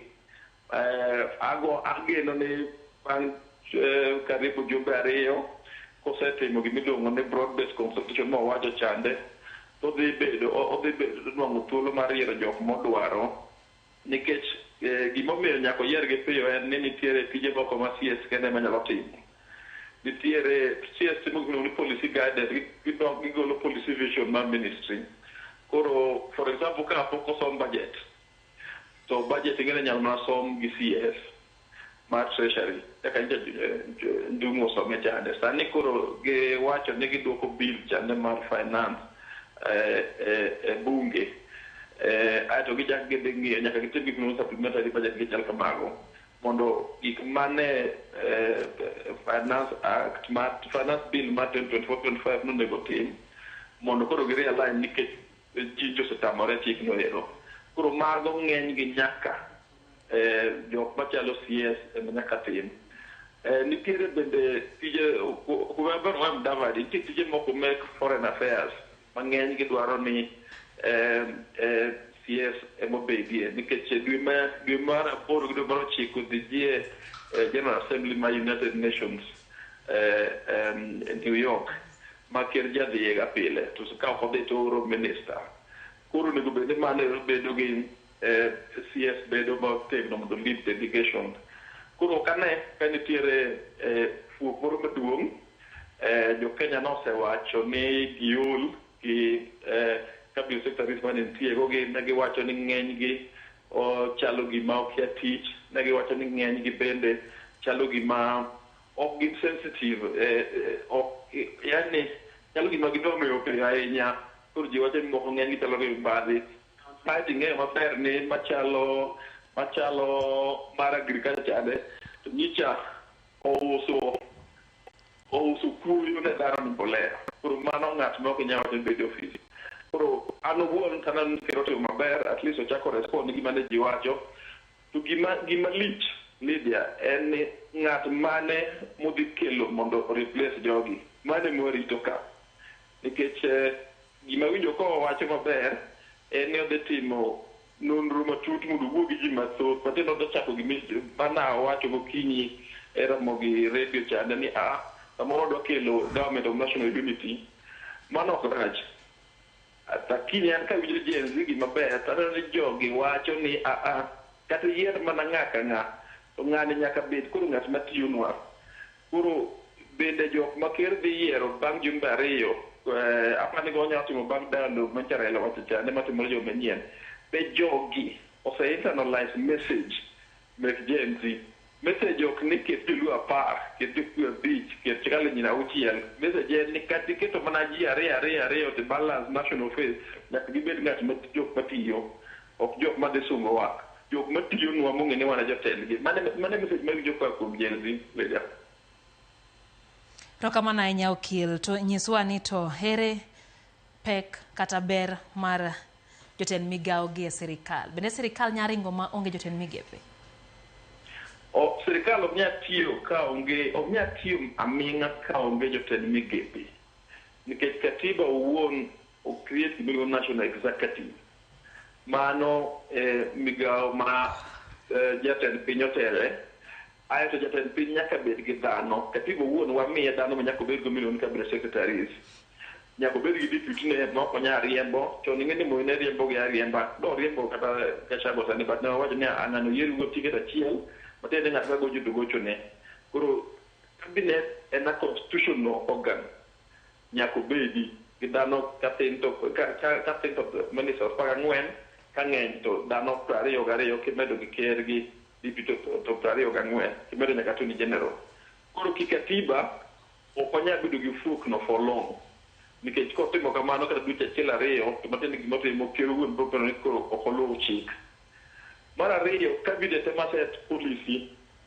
Ineno Ruto nodhi around ka wacho ni odwa kelo hustlers fund. Ruto nodhi around ka wacho ni odwa kelo tije. Nodhi around ka wacho ni odwa gore gi mibadhi. To ok onyal gore gi kende. Nodhi around ka wacho kaka odwa loko weche somo mondo nyithindo ma kuonde modhiero obed gi pesa ma somogo. Owacho weche food security mar Ministry mar Agriculture. Gigo onyalo timo te en ng'at achiel. Koro nyaka bed gi policy organ ma en cabinet. Ka cabinet ose internos manifesto ne to gi agree policy mag sekalo.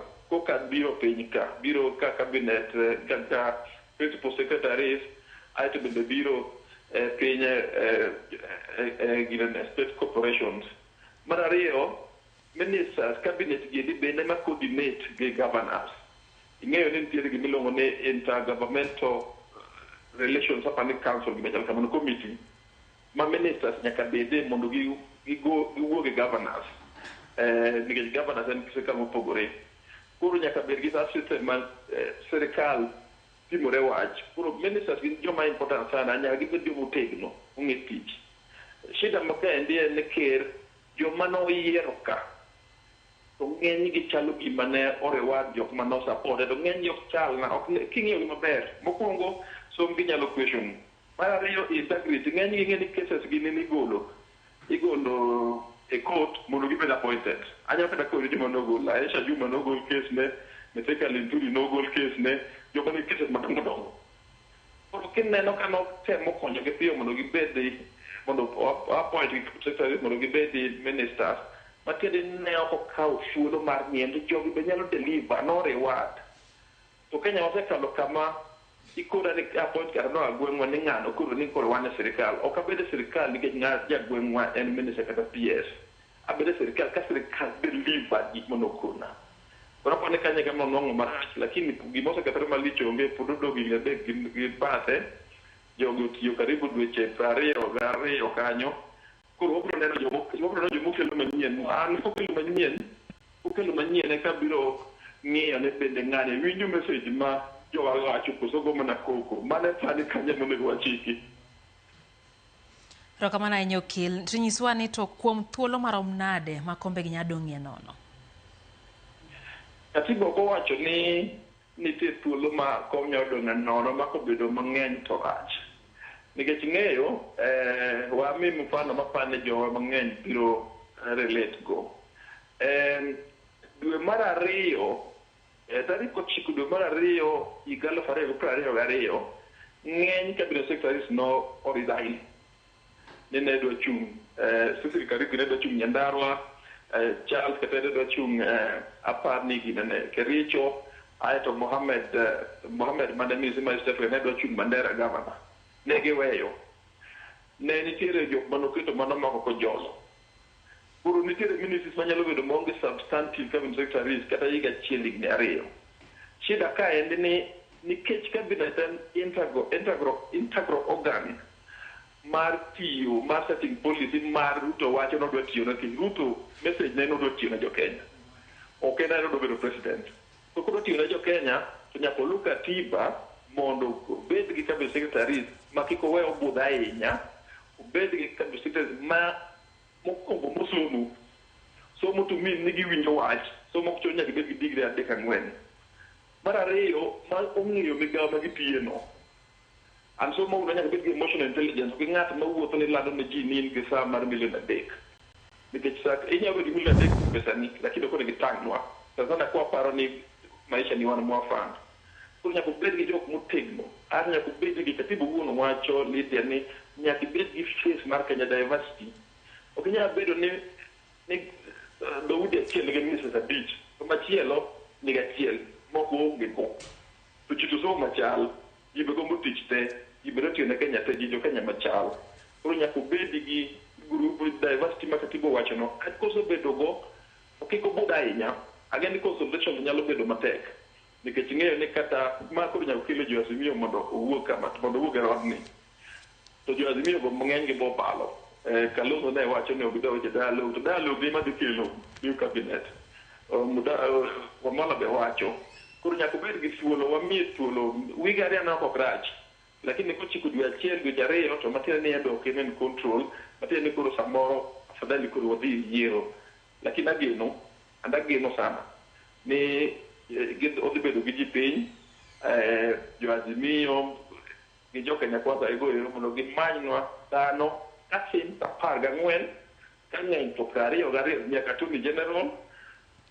In fact, private achiel nikech Mudavadi odong', Ng'ani odong', Gachagua odong', Ruto bodong'. Koro matiende bakasis mantie gin dhano 21 kende.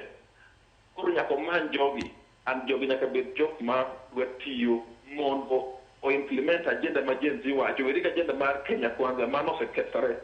Weri agenda mar Azimio to bende odonjo e telo. Agenda ma kaendi en agenda mar Kenya, mondo Kenya dhi mbele, mondo jotelo bed accountable, mondo bunge obed independent, ma bunge ka ji okono ni chikni ok wadwar, to koro ok gikal chikno, gikwero president tati dwaro gin to wakal, nikech bunge wane mwandiko gi ok ndikowa. Piny Kenya ka wasemiyo bunge thuolo kwa muda mrefu, giweyo ni gin jotendwa.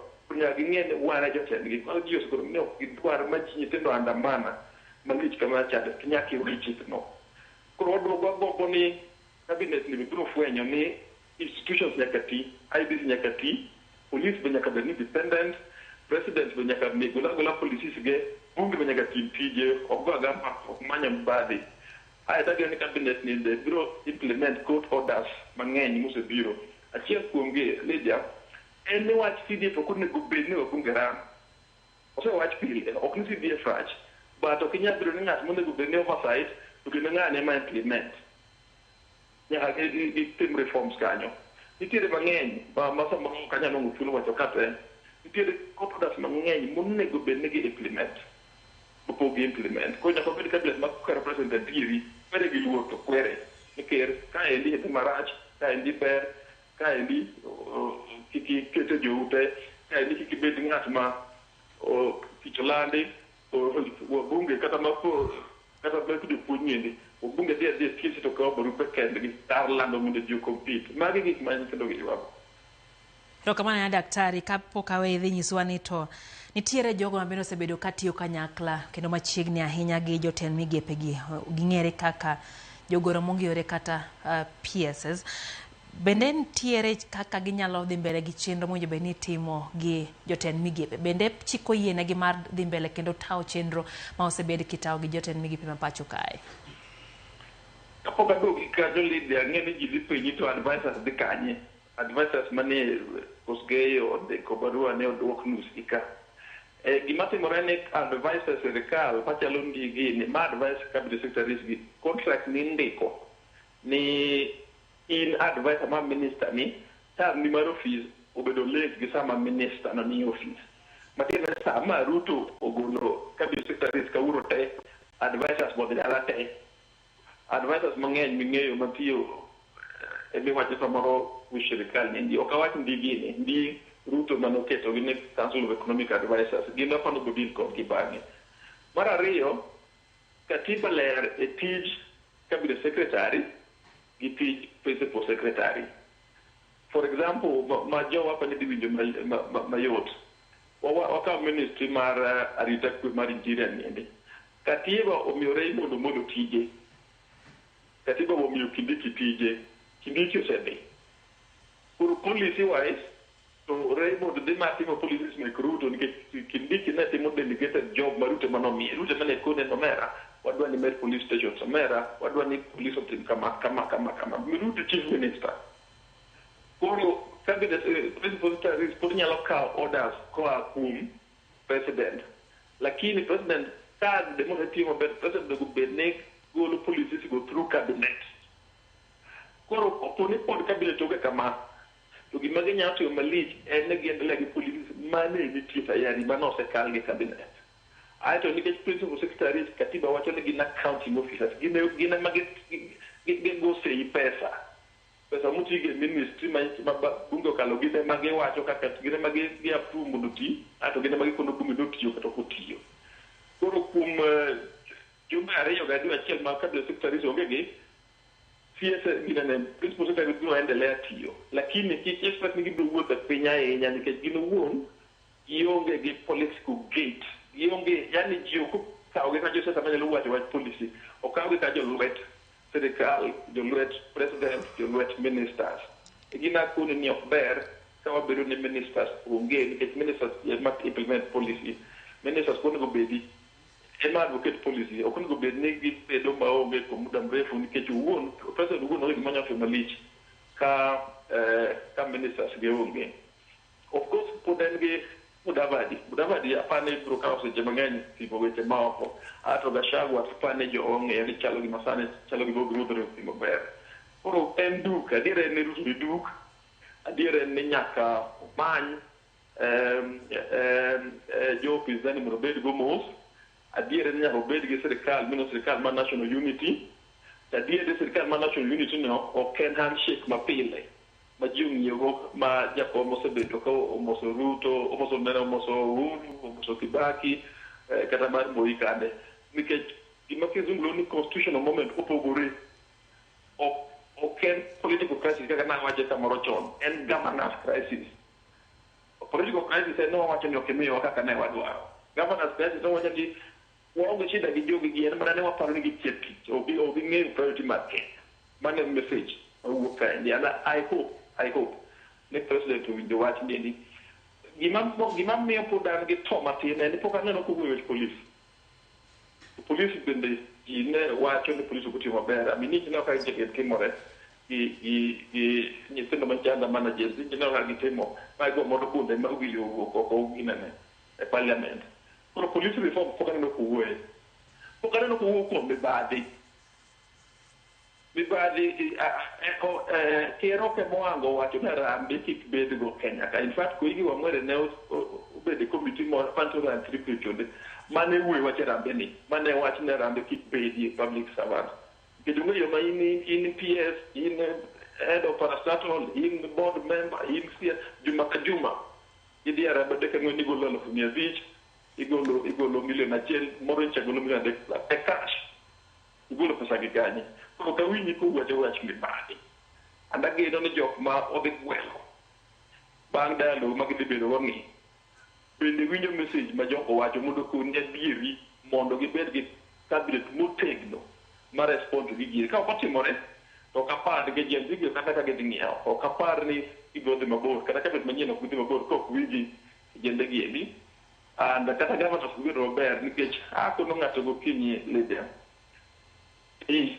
Ni joma bet ndembe mwene ji ne joge dawo dogolo Ruto telo. Ng'ama dogo through Ruto umbi. Nikech kanyo kawuono gokinyi kiwinjo news kata mar Ramogi. Joma ne odhi office governors mane dawo ne en Nandi, ne en Kericho, ne en Bomet, mane jenzi odhi dawo ni governors gi ok ti. Ok inyalo wacho ni jodala gi Ruto dwa gole. Gina joma wacho ni yawa itiyo gi nyingo pile tinu akoro ma e shida ka. Andageno ni message no sing. Ne wawacho bende Lydia, ok adwa wacho mang'eny ahinya, but ne wawacho ni kata jakom ne jo jenzigo wacho ni kik tim handshake. Koro nikech jakom en ng'ama ong'e ma jakonyo ka weche richo kaka sani ni endi. Koro kopo no dhi kony to nyaka dhi kony kong'e ni message to ne ji owacho ne kik idhi kony. nikech wadwaro reforms gi samoro gi nyaka kindi. Koro wuon nyaka odhi moket gige mesa chon. Wach ni mae message ma jo-youth wacho. Mae message ma Kenya masani wacho. Koro kopo ni wadonjo e sirkal to wadonjo gi agenda 1, 2, 3, 4. Akelo jok maler mosetimo kama. Odhi okende ke jok mantie Azimio man gi bad be wang'eyo. Apani jo-Gen Z gi ong'eyo. Aneno kata ka keto gigi e internet gisechako keto. Odhi okelo joma olil. Aparo ni mano mondo gipidho gibiro maendelea go and ikia kuma gibiro chopo. Erokamano Lydia. Erokamano ahinya okil kuom fuononwa matut kotenre kod gino mabende chike mapacho kawacho kotenre kod lokruoge bende koro otim kanyo jatend piny Kenya William Ruto e sirikal mare kabende koro owuo sirikal nyato badeno mabende wasebedo koting'o jotend migepe mapacho ka. Wadhi achiel kachiel nyaka e kaunti ma Mombasa wasebedo kwa winjo duond oganda jo Kenya koro awinjie jogo mabende ya e kaunti ya Mombasa ginto giwachango jafom marwa George Aoko ikore mar wuoyo gi jo oganda jo Kenya mantie Mombasa. Jojo imore Mombasa urio nade nyiso ni to oganda jo Kenya mantie Mombasa to wachango kotenre kod lokruok na bende ochiwo dhiama kawuono gi jatend piny Kenya William Ruto kotenre kod sirikal mare.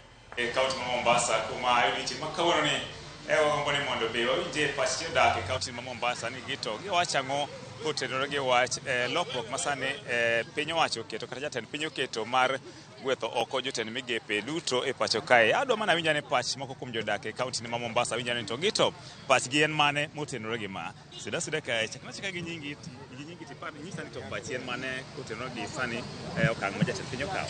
Erokamano, nyinga iluongo ni Michael Onyango Moga, an Anjaro Singa, to gi sani tan e piny Mombasa Nyali ma awuoyo kwa gi Nyali. Mokwongo en poch gi pak ne rais kuom winjo ywak mag kijende manyo wuok gi mar dhiri okuta kendo riembo jotich mane en go. Jotich mane en go nyok gin jotich matiyo maber. To gimomiyo jogo ne tiyo maber, jopiny ywak, shida ni e piny koni. To gin achiel kuom jok mobedo gi rais moteno rais ma rais noyiero mondo omiyo konyo tich kendo okonyo gi paro. To ginyal nyiso rais adieri ni jopiny ywak. Koro ka kijende nyo wuok manyo dhiro gi okuta manyo koro iriembo gi. An aungo kanyo lwedo. Number 2, sani kodhi yiero joma dhi konyo tich. Nyaka bed very careful. Kik yier ng'ato ni osiepni no konyi campaign. Sa tich opogore gi sa campaign. Oyier ng'at madhi konyo tich e yo makare. Madhi konyo jopiny nikech bedo rais kanyo en nikech wan nogone kura. Koro jambe jok madhi yiero madhi konyo tich nyaka bed jogo madhi konyo jopiny kaka jopiny nomiye komno mondo ogitiwa yo makare. Ini yo kaka minister mar education principles moko kitero nyathi e sikul gimedo mana school fee kaka gidwaro. Koro wadwaro ministers kaka Matiang'i gini manotiyo chon ka. Mane they are very strict. Makane school fee medo timedo ni giyiere gi principal. Ok principal chiew to dhi medo school fee. Aya, opande mar agriculture. Minister mar agriculture. Wan kata gima minister mar agriculture tema kiam. Ana kwayo ni opande mar agriculture sani wan devolve government. Anything do bed gagiri kacha manisa kujocho to county be nigi ministers mag counties wanyalo tiyo go mondo kony nikech mage joma deal gi jopiny gin magi problem mag jopiny ok minister moyier malu kuchen gimo dhi konywa go onge pesa mitengo mimiye no timo gang'o to counties niti kuro pesa mitengo afalo odhi e county moja kwa moja odhi ojiagiri kacha minister mar agriculture kata mar ginene odhi otil koja moja kwa moja piny kocha maloyo ni idwa miye pesa kujo modhi timo nogo onge koro ana kwayo ni rais kaka nisi wuok oko miwinjo kijende tigi gima kijende dwaro nikech keep mess up na wacho ni chieng ne financial bill ni kopo ni jogi gi okadho gini to wadhi e pap kendo wadhi ng'anyo to ni neno mana kaka kijende nyo wuok manyo ng'anyo kendo gibiro dhiri ma ok dalo mar Raila Odinga mane go tiaga sorengo ma kijende mobiro nyaka pali kata state wan gadhi state house we parliament kuro state mobi koro tim gima wadwaro an mane gima nyalo ng'isi. Erokamano. Iparo nang'o okang' mokawo mar golo jotend migepe gi te iparo ni koduogo kata koyiero moko nego bed ni donje gi moko bayo kosi paro ni onego bed ni oyiero cabinet manyien ma mantiere sani gi be mogolo sani gi kik chak duoge bu. An cabinet manyo gol gi onge maber kata chiel manyalo wacho. Manyalo ungo lwedo onge kata chiel. Afadhali ng'ama nyalo miyo lwedo matin nono en Kindiki. Mana nyalo miyo 30% out of 100. Manyote modongi to koro wito ko jogo wito te. Koro koyiero jogi obed very keen na se wacho ni obed very keen oyier nyama joma nyalo dhi konye tiyo gi jopiny nikech sirikal en mar jopiny ok mar rais gi ministers en mar jopiny koro joma nyalo savo jopiny mondo odhi oyier. Erokamano ahinya. Wayude pajadak machielo suda kae chak nachaka gi nyingi tinyisa ne okang' ma jatend piny okawo ni in iwuon ikawe nade? Mokwongo an iluonga ni Wycliffe Olo Juma, aja Karabondi Nyandusi. Gima nyalo wacho gima president otimo gimoro maber kabisa. Nikech ang'o e jotelo mane choketogo gin jotelo mane ok ti maber. Adier king'iyo mos kata e tich mane gitimo onge gima gitimo en mana chamo pesa sirikal nono. Omiyo hata pako president otimo gima ber kabisa. Mar ariyo gima anda kwayo ni president otim owinjo ywak jopiny kachiel gi nyithindo mane chowuok e lam ka dwaro haki gi. Omiyo an gima nyalo wacho ni president owinj ywak gi mondo otim gik mano promise jopiny. Adieri makende maduk mok nyalo mung koko timo gik mano wacho to wabro doke barabara to kendo wabro timo gima dwarore. Kata State House kanyo wabro dhi nikech wan gi lit nikech ang'o gik mano ng'iswa kotimo kaka dwarore. Iparo ni GNZ iparo ni okang' ma koro kawo mar golo jotend migepe gi te iparo ni ma gimoro wak gi GNZ kose ni paro nade? Gimineno timo ni aparo gima nyalo paro manyalo wacho ni kata GNZ gi gimbe gimor gi gimo timo no nikech jotelo ne chamo pesa nono. Omiyo an gima nyalo kwayo jotelo mane odhi kaka maniluongo ni maniluongo ni Matiang'i. Okel Matiang'i oduog Matiang'i e pap mondo dil gi jokuoge gi. Nikech magi jokuoge jogi onge gima nyalo los. Mane gima nyalo wacho an. Erokamano ahinya. Wayude pajadak machielo suda kae chak nagi nyingi. An nyinga Jojo Tieno Bungu, ajadak ma Mombasa to Homa Bay. An gima nyalo wacho gima president timo gima ber kabisa. Kendo gima ng'eyo kuom Ruto ni Ruto en jamiriambo makata wach mar ni ounjo cabinet ne duto te pod ok wan go gadieri nikech wa believe no jamiriambo. Koro gima timore ni ka ot no selil ka odi olel to en iluoke te. Koro everybody must just go home. Ng'ato ko nyalo riembo ji temo luok kod maler mondo mi wachak wuoth manyien. Koro mane gima nyalo wacho lakini ji to mor gi motimo. That is the first step mukugo kawo. Iparo ni onego beno yiero jotelo chal nade e tend migepe? Sani koponi oyiero joma nyien to ng'i joma competent, joma chalo the late this guy who was in the Ministry of Education. Maka jok ma very Mr. Magoa. Maka jok ma very strict. To kiko bed very much tribalistic, Ongi jok manyalo tiyo, jok manigi chir mok oluoro tich maber. Iparo nade vijende nikech ng'ato nyalo wacho ni onego yier waneno ka vijende nowuok oko. Iparo ni onego beni o consider vijende koso kato pach chal nade? Sani koponi migeo manyien wadhi yiero kijende nyaka bede nikech kijende nyaka winj pachgi. Nikech everything gimoro amora motimore sani otimore nikech kijende. Koro koponi oketo o incorporate vijana e cabinets ge apani Kenya nyalo bedo Kenya maber midwaro. Tupacha tu hisia zako, tunazungumza na Ramogi TV. Labda unahisi vipi ama wito wako unipa ujumbe wako ni upi baada ya rais kufanya kufuta mbali ama kufutilia mbali ile baraza la mawaziri? Naweza kusema kwamba kwa majina naitwa Samuel Bogita Kinara. Amefanya kazi nzuri na hii inaashiria kwamba vijana wetu wa Gen Z wamefanya kazi ya ziada. Haijakuwa Rais Ruto kufanya hii na angefanya hili iwapo vijana wa Gen Z wangejitokeza. Kwa hivyo ninapongeza wale vijana wa Gen Z kwa ile hatua ambao walifanya kwa kufanya maandamano hata ingawa wengine walikufa. Kile ambacho ninaomba chizi ambao Rais Ruto umeweza kurekesha kamba ukafutilia mbali ili baraza lako la mawaziri. Naomba pia wale ambao walikuwa wameathirika, waliuawa, wengine bado wako na majeraha, wakuwe compensated kwa sababu serikali ina pesa na serikali ilikuwa inajua inafanya nini. Kitu ya pili, naomba rais, kama waziri ambao unaenda kuwateua, naomba kama wanatusikiza, jamani msifurahie. Ukiwa utateuliwa kama waziri, usifurahie. Hawa wameenda kwa sababu yetu. Nyinyi mnaokuja msifurahie kwa sababu wembe ni ule ule. Lazima mfanye kazi kwa wananchi. Hatutakubali wewe ni waziri na ufanye kazi. Na naomba Rais Daktari William Ruto, usilete mtu ambaye haeleweki. Kitu ya kwanza, nimeona juzi umesalimiana na mzee wetu baba. Hatutaki ulete wanasiasa waliostaafu kama wanasiasa ambao wanahudumu katika mlengo wa Azimio wawe mawaziri. Hiyo hatutakubali. Hatutaki uleta watu waliofanya kampeni Kenya Kwanza wawe mawaziri. Tunataka tuone sura mpya, tuone mwamko mpya, tuone kwamba Kenya inaweza ikabadilika. Kwa wale ambao watakaokuja, ile kamati itafanya vetting. Naomba mfanye hivi. Kama waziri ni wa elimu, awe ni waziri anaelewa masuala ya elimu. Na hii elimu ndio naona bado kuna matatizo makubwa sana. Nimeona tumeleta mambo ya CBC, lakini watoto bado hawaendi shule. Ninaomba ile pesa ambayo mnapatia wabunge, mnapatia mama county, mnapatia governor kama basali, ile pesa naomba Rais Daktari William Ruto with immediate effect, ile pesa uikate moja kwa moja, ilete kitu tunaita free second school education. Watoto wote wasome, kila mtu aende shule, ndio tuone wale watoto wadogo, wale wetu wa kisichana, wale wanapata mimba mapema, tuone kama tutakomesha hilo jambo. Tutamaliza kwa sababu zile pesa tunazozipeana kama CDF zisaidia watoto kwa basali zinatumika vibaya. Lakini tukiweka pamoja kwa constituencies zote Kenya, tuweke zote, tufanye kitu kinaitwa free second school education, kila mtoto aende shule, na kama kuna mtoto hataenda shuleni, mzazi ashikwe, apelekwe kotini ajibu maswali. Unahisi kwamba hawa viongozi ambao kwa sasa wametolewa, hawa mawaziri, unahisi kwamba wote hawastahili kuregea ama kuna baadhi ambao unahisi kwamba wanastahili kuregeshwa? Kitu ya kwanza, hawa mawaziri wote, hakuna waziri aliyekuwa anafanya kazi. Wote I can call them failures.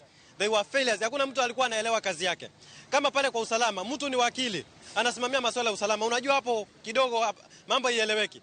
Kwa hivyo mpaka tuwe na mawaziri ambao wanafanya kazi, ambao wana utu.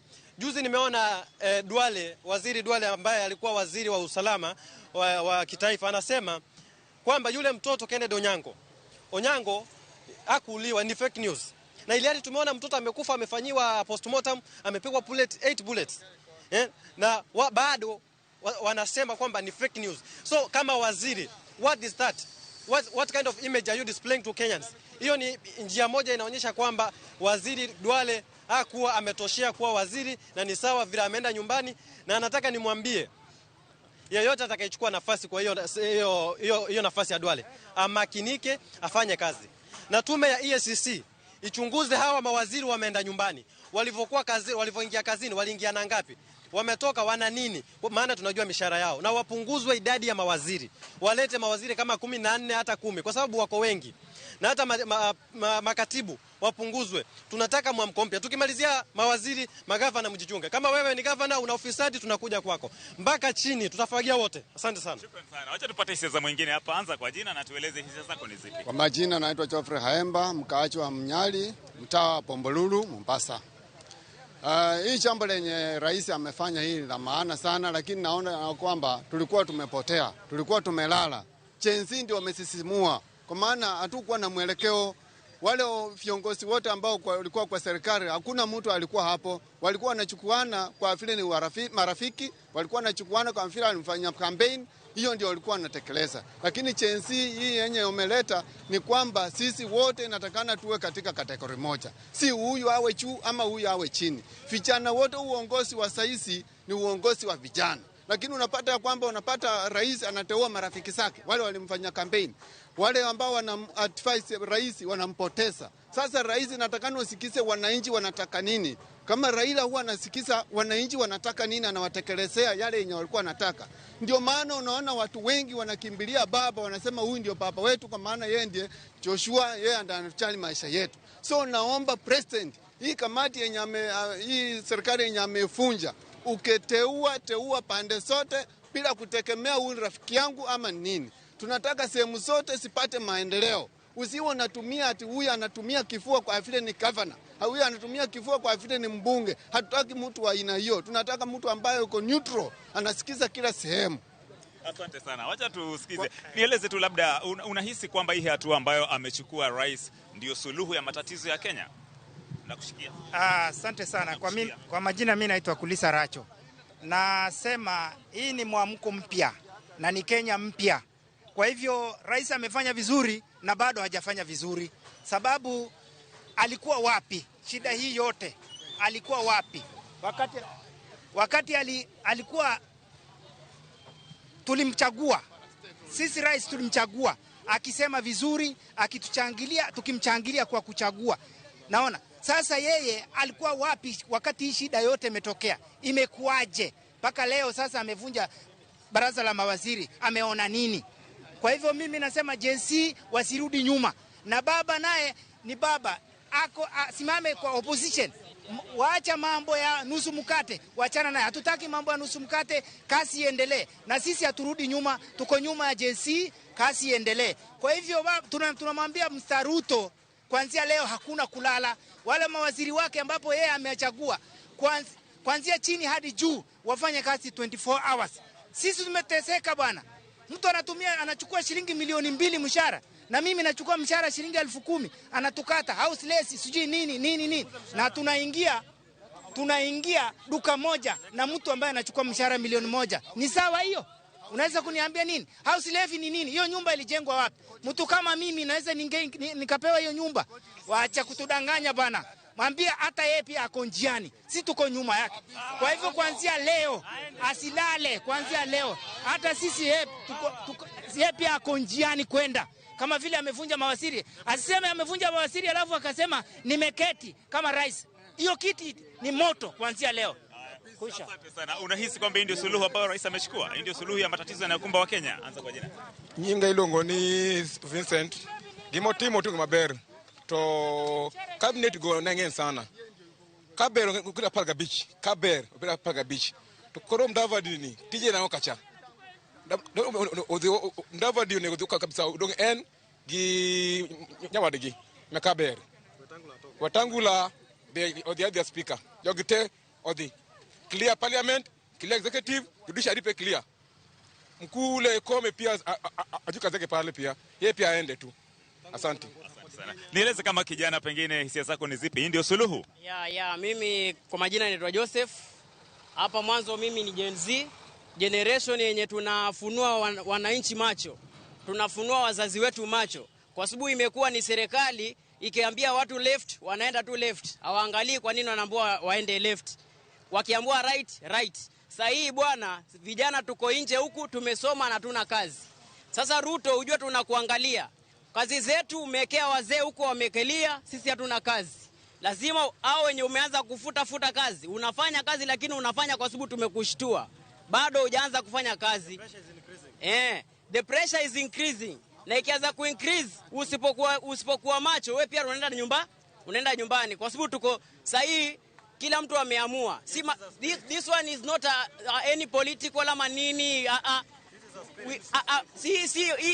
Si mambo na azimio. Hii ni wananchi wameamua. Wewe fanya kazi yako. Usikue eti unakuja kutudanganya umeanza kufuta kazi wakati wa kushtuliwa. Wewe kwani wewe ukifanya kampeni kujua kazi yako? Mpaka sasa ndio unaanza kufuta watu kazi. Unahisi kwamba akiteua baraza lake jipya pengine inafaa aconsider masuala kama yapi? Ukiteua baraza lipya lakini bado unatumia zile njia zako za kitambo, bado itakuwa kazi ni ile. Sawa? If you bring new people to do the same work the same way you are doing, you will end up getting the same results. You get it? Hatutaki mambo ya mawaziri, mambo ma CS unaleta ma CS, unaleta wengine lakini wewe ndio unawaambia venye wanafanya. Wafanye tu venye wale walikuwa wanafanya. Hiyo ni kutupima bwana. Hii mambo ya Ruto kuanza kufuta watu kazi ni sawa uniambie mtu alikuwa anachita akashikwa na anaanza kufanya chenye alikuwa anafanya. Kama angeshikwa angeendelea. Kama jenzia tungeamka angeendelea, finance bill angeipitisha. Kwa nini mpaka sasa hii baada watu washauana Kenya? Why is it that mpaka watu wakufe ndio ufanye chenye afaa ufanye? When you were becoming a president you knew what you were supposed to do. You didn't need kina Sudi, kina advisors. Hukuhitaji hao watu. Ukikampeni huku ana kina Sudi. Sawa, ulikuja ukatupatia mambo yako tukakuelewa. Sawa, tukakupatia kura. Mpaka sasa hivi wenye walikupigia kura wanasema kimewaramba. We are very discouraged kabisa. Kwa sababu ukiangalia maisha ya sasa si kama ya kitambo. Hata tunasema hata Uhuru alijaribu, hata kama kufanya chenye ilikuwa inafanyika alijaribu bwana. Asante sana. Ngoja tupate mwingine. Nieleze pengine unahisi kwamba hawa mawaziri ndio wamechangia hizi changamoto ambazo zinakumba wa Kenya? Anza kwa jina cha Ginyingi. Nyinga Felix Ochengo Pondo. En kamano en adiera gimote mawacho kama ndiko waziri ge mokelo shida mang'enya nikech ka yiero ge bunge kanyo to gidhi timo gik moko winjore kare. Koro mokwongo ma kwa ahinya ma president onego tim kendo en sani ni ka odhi orang kod ka ginene mado odhi orang kod ka somo koni endi kech somo koni makelo shida ahinya jo basari oketo ni wabunge odhi oyeo ni governors koro gipo king'eruok takwe mondo gikwang'ne ka gikelo wach basari to gi orero kwa jumla obere kata kan sirikal machiwo basari no chiwo basari ndita mtoto mnosum kala achiel drote kamano. Asante sana. Iparo ni mind hii ndio suluhu ama hao mazindo walikuwa wanahusika na hizi changamoto zinazokumba Kenya? Mimi jina langu ni Paul Otieno. Ili changamoto hii msimjaluo. Hii kufuta hao mawaziri hii mti ametutolea tu matagari, lakini mtokata wote. Ruto lazima aende nao chini. Hii kututolea mawaziri kutufunga macho, ambao sisi hatutaki. Hao mawaziri tuliwaambia toka kitambo wako incompetent. Kazi yao wafanye, wanatuonesha masaa za bei ghali, kwenda nje ngambo. Hatuletei maendeleo, hakuna mainvestor wanakuja, hakuna kazi kwa ground roots. Vijana tuna kazi, tumesoma kweli. Asa hii amewafuta mawaziri, ametufunga macho, lakini bado huu mti ukata anguke nao wote chini. Ruto must go. Hiyo ndo msimamo wetu. Acha tupate sauti ya dada. Karibu sana Chagi nyingi tuito Pachien Mane. Asante sana. Mimi kwa majina naitwa Lensa. Kwa mnyingi luongani Lensa. Abago erokamano kwa rais gimotimo maber kuom golo waziri moko mancho tich maber. Sani sirkandwa masani wadwaro neno tich maber. Kiko wuondwa ni ogolo jomoko to karod kelo jok moko kendo mabiro timo wa marach. Wadwa sirkal wane sirkal manyien kako tiyo kodwa. Keisani gimobet matek wan kakwa mama wasandore kendo wasandre sana. Ogolo gik moko mang'eny moyo gimobet nwa matek. Kata NHF manchi thiedho wago sani ogolo onge.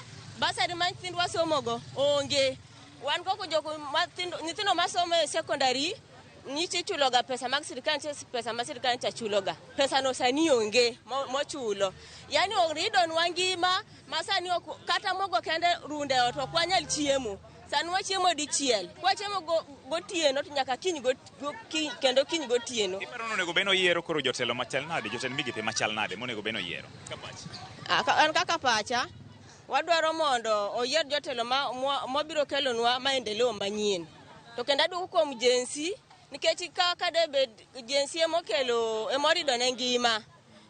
Mogolo jomoko kada onge jensi ok do golo jomoko kech ncho wuondo wan waboloso sirkal to kolose en oloso kare oloso fukone lakini agone jensi ero kamano kendo wadwa neno jok modwa keto kendo manyien kioket no wuondo wan no golo ji lakini okelonwa jok manade jok mabiro kendo chamo sirkal.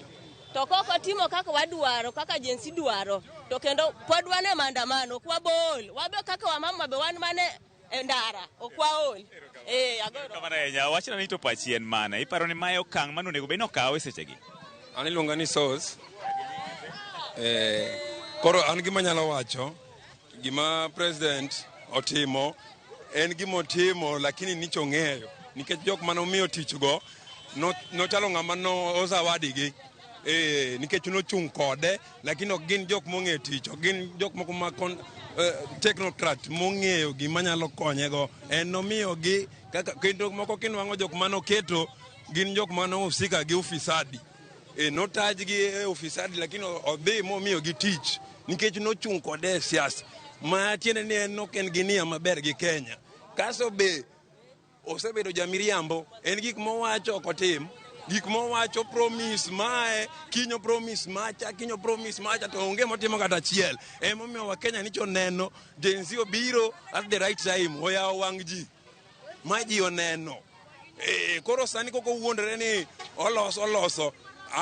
En otem loso lakini gairo katiba wacho ni nyaka 2027 koko wadhi e yiero. Lakini kata embo dhi adhiya. An mano kende manyalo wacho. Mi paro me okawo ni kori paro ni ma kore madhi tieko midhiero ma jo Kenya ne godo koso nyaka yier jotend migepego eka koro ne kaka chalo koso iparo nade? Okang' to kawo maber nikech oriemb jogo oket jok manyalo tiyo e muda modong' no nikech Kenya to marwa te. Oket jok manyalo tiyo maber e muda no lakini en jembe ji oseng'e ma 2027 no ento ji koro ok dhi bedo kode gi yie. Lakini nikech wajo Kenya wate kanyo to timo maber lakini ong'i jok moko oket advisor okete oyier jok moko manyalo tiyo maber ne jopiny. Kiko chako embe en owuon oneno jogo lete down.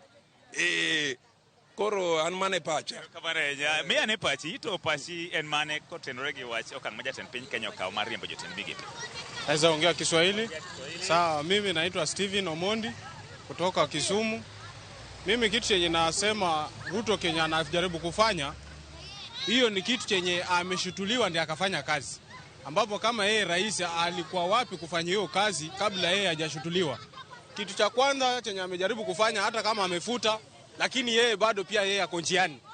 Aende nyumbani na wenzake wenye amefuta kazi, yeye pia afuatane na wao. kwa sababu yeye pia hakuna kazi yenye anafanya. Yeye ni rais, lakini lazima ashutuliwe mwanzo ndio afanye hiyo kazi. Sasa yeye vile amefanya kazi, ajue kile yenye amefanya, yeye pia yako njiani kufuata wale wenye amefuta kazi. Mtu kama Mudavadi hakuna kazi yenye anafanya pale, anakula mshahara ya serikali, hiyo ni pesa ya wananchi yenye anakula, lakini hakuna kazi anafanya. Kiti chake haiko kwa katiba. Huyo ni mtu mwenye anafaa afuate wenzake, si atafute wengine na wengine anaacha. Kama ni kufuta afute wote.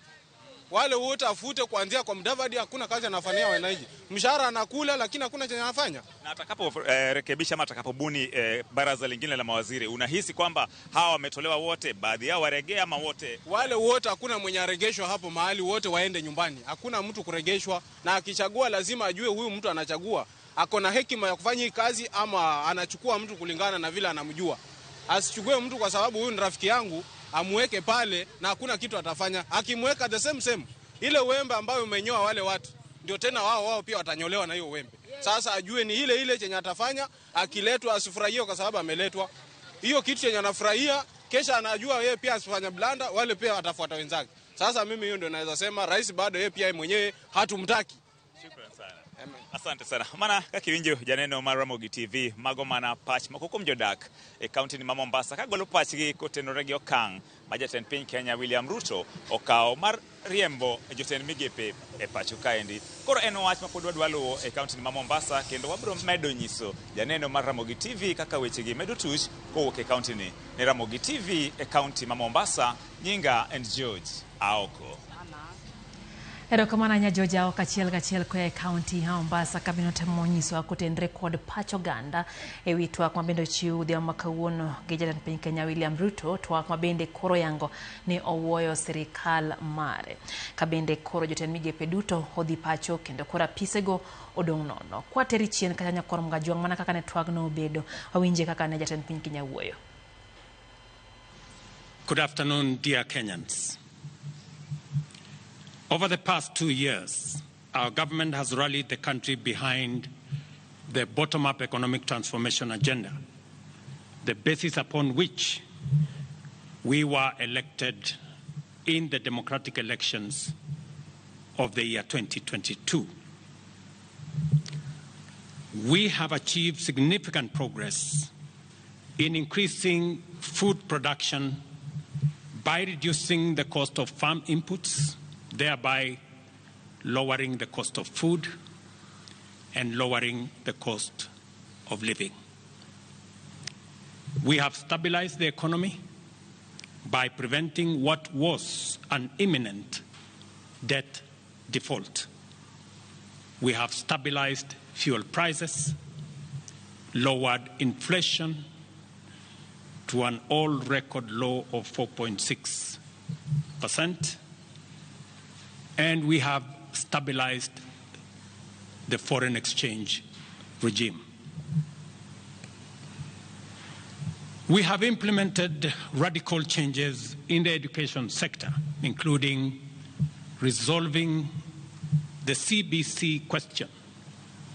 We have rolled out a new student-focused higher education funding model that has special emphasis on making sure that children from vulnerable families have the requisite support in their education.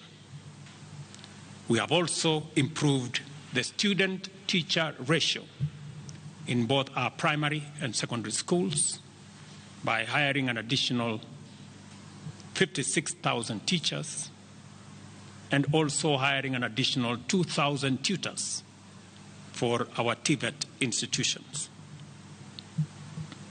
We have equally resolved bottlenecks in cash transfer program to vulnerable Kenyans, including orphans, people living with disability, and the elderly.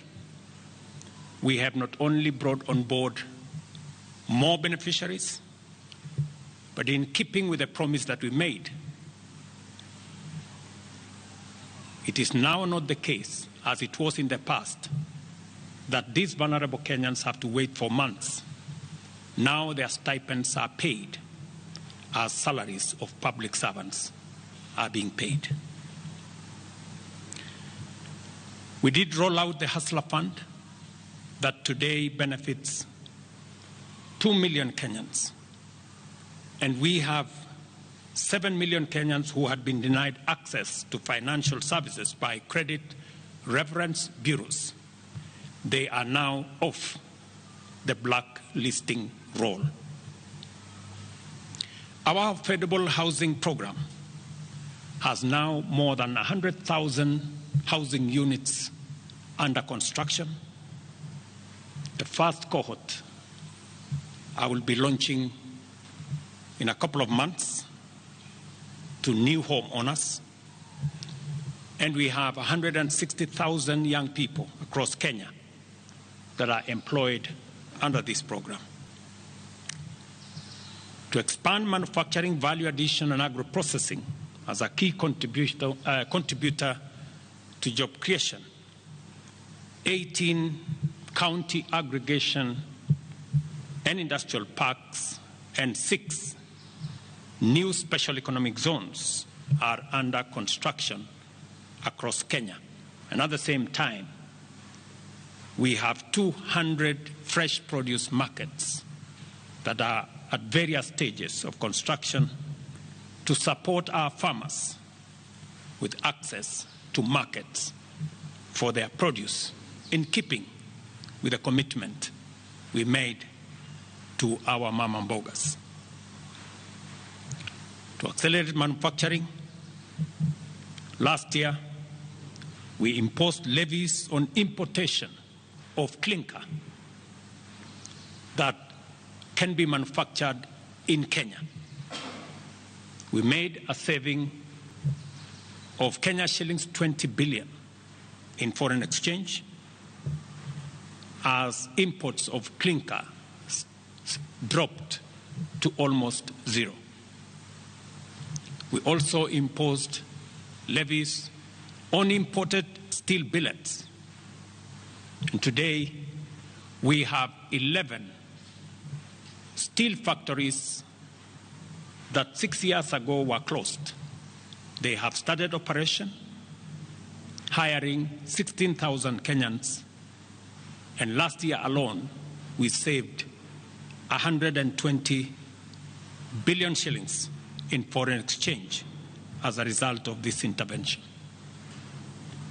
Our digital transformation agenda is also on course with 17,000 government services online, while we have 274 digital hubs across Kenya with 152,000 students and digital workers in our TVETs and also in digital hubs in different parts, up and running and giving young people an income.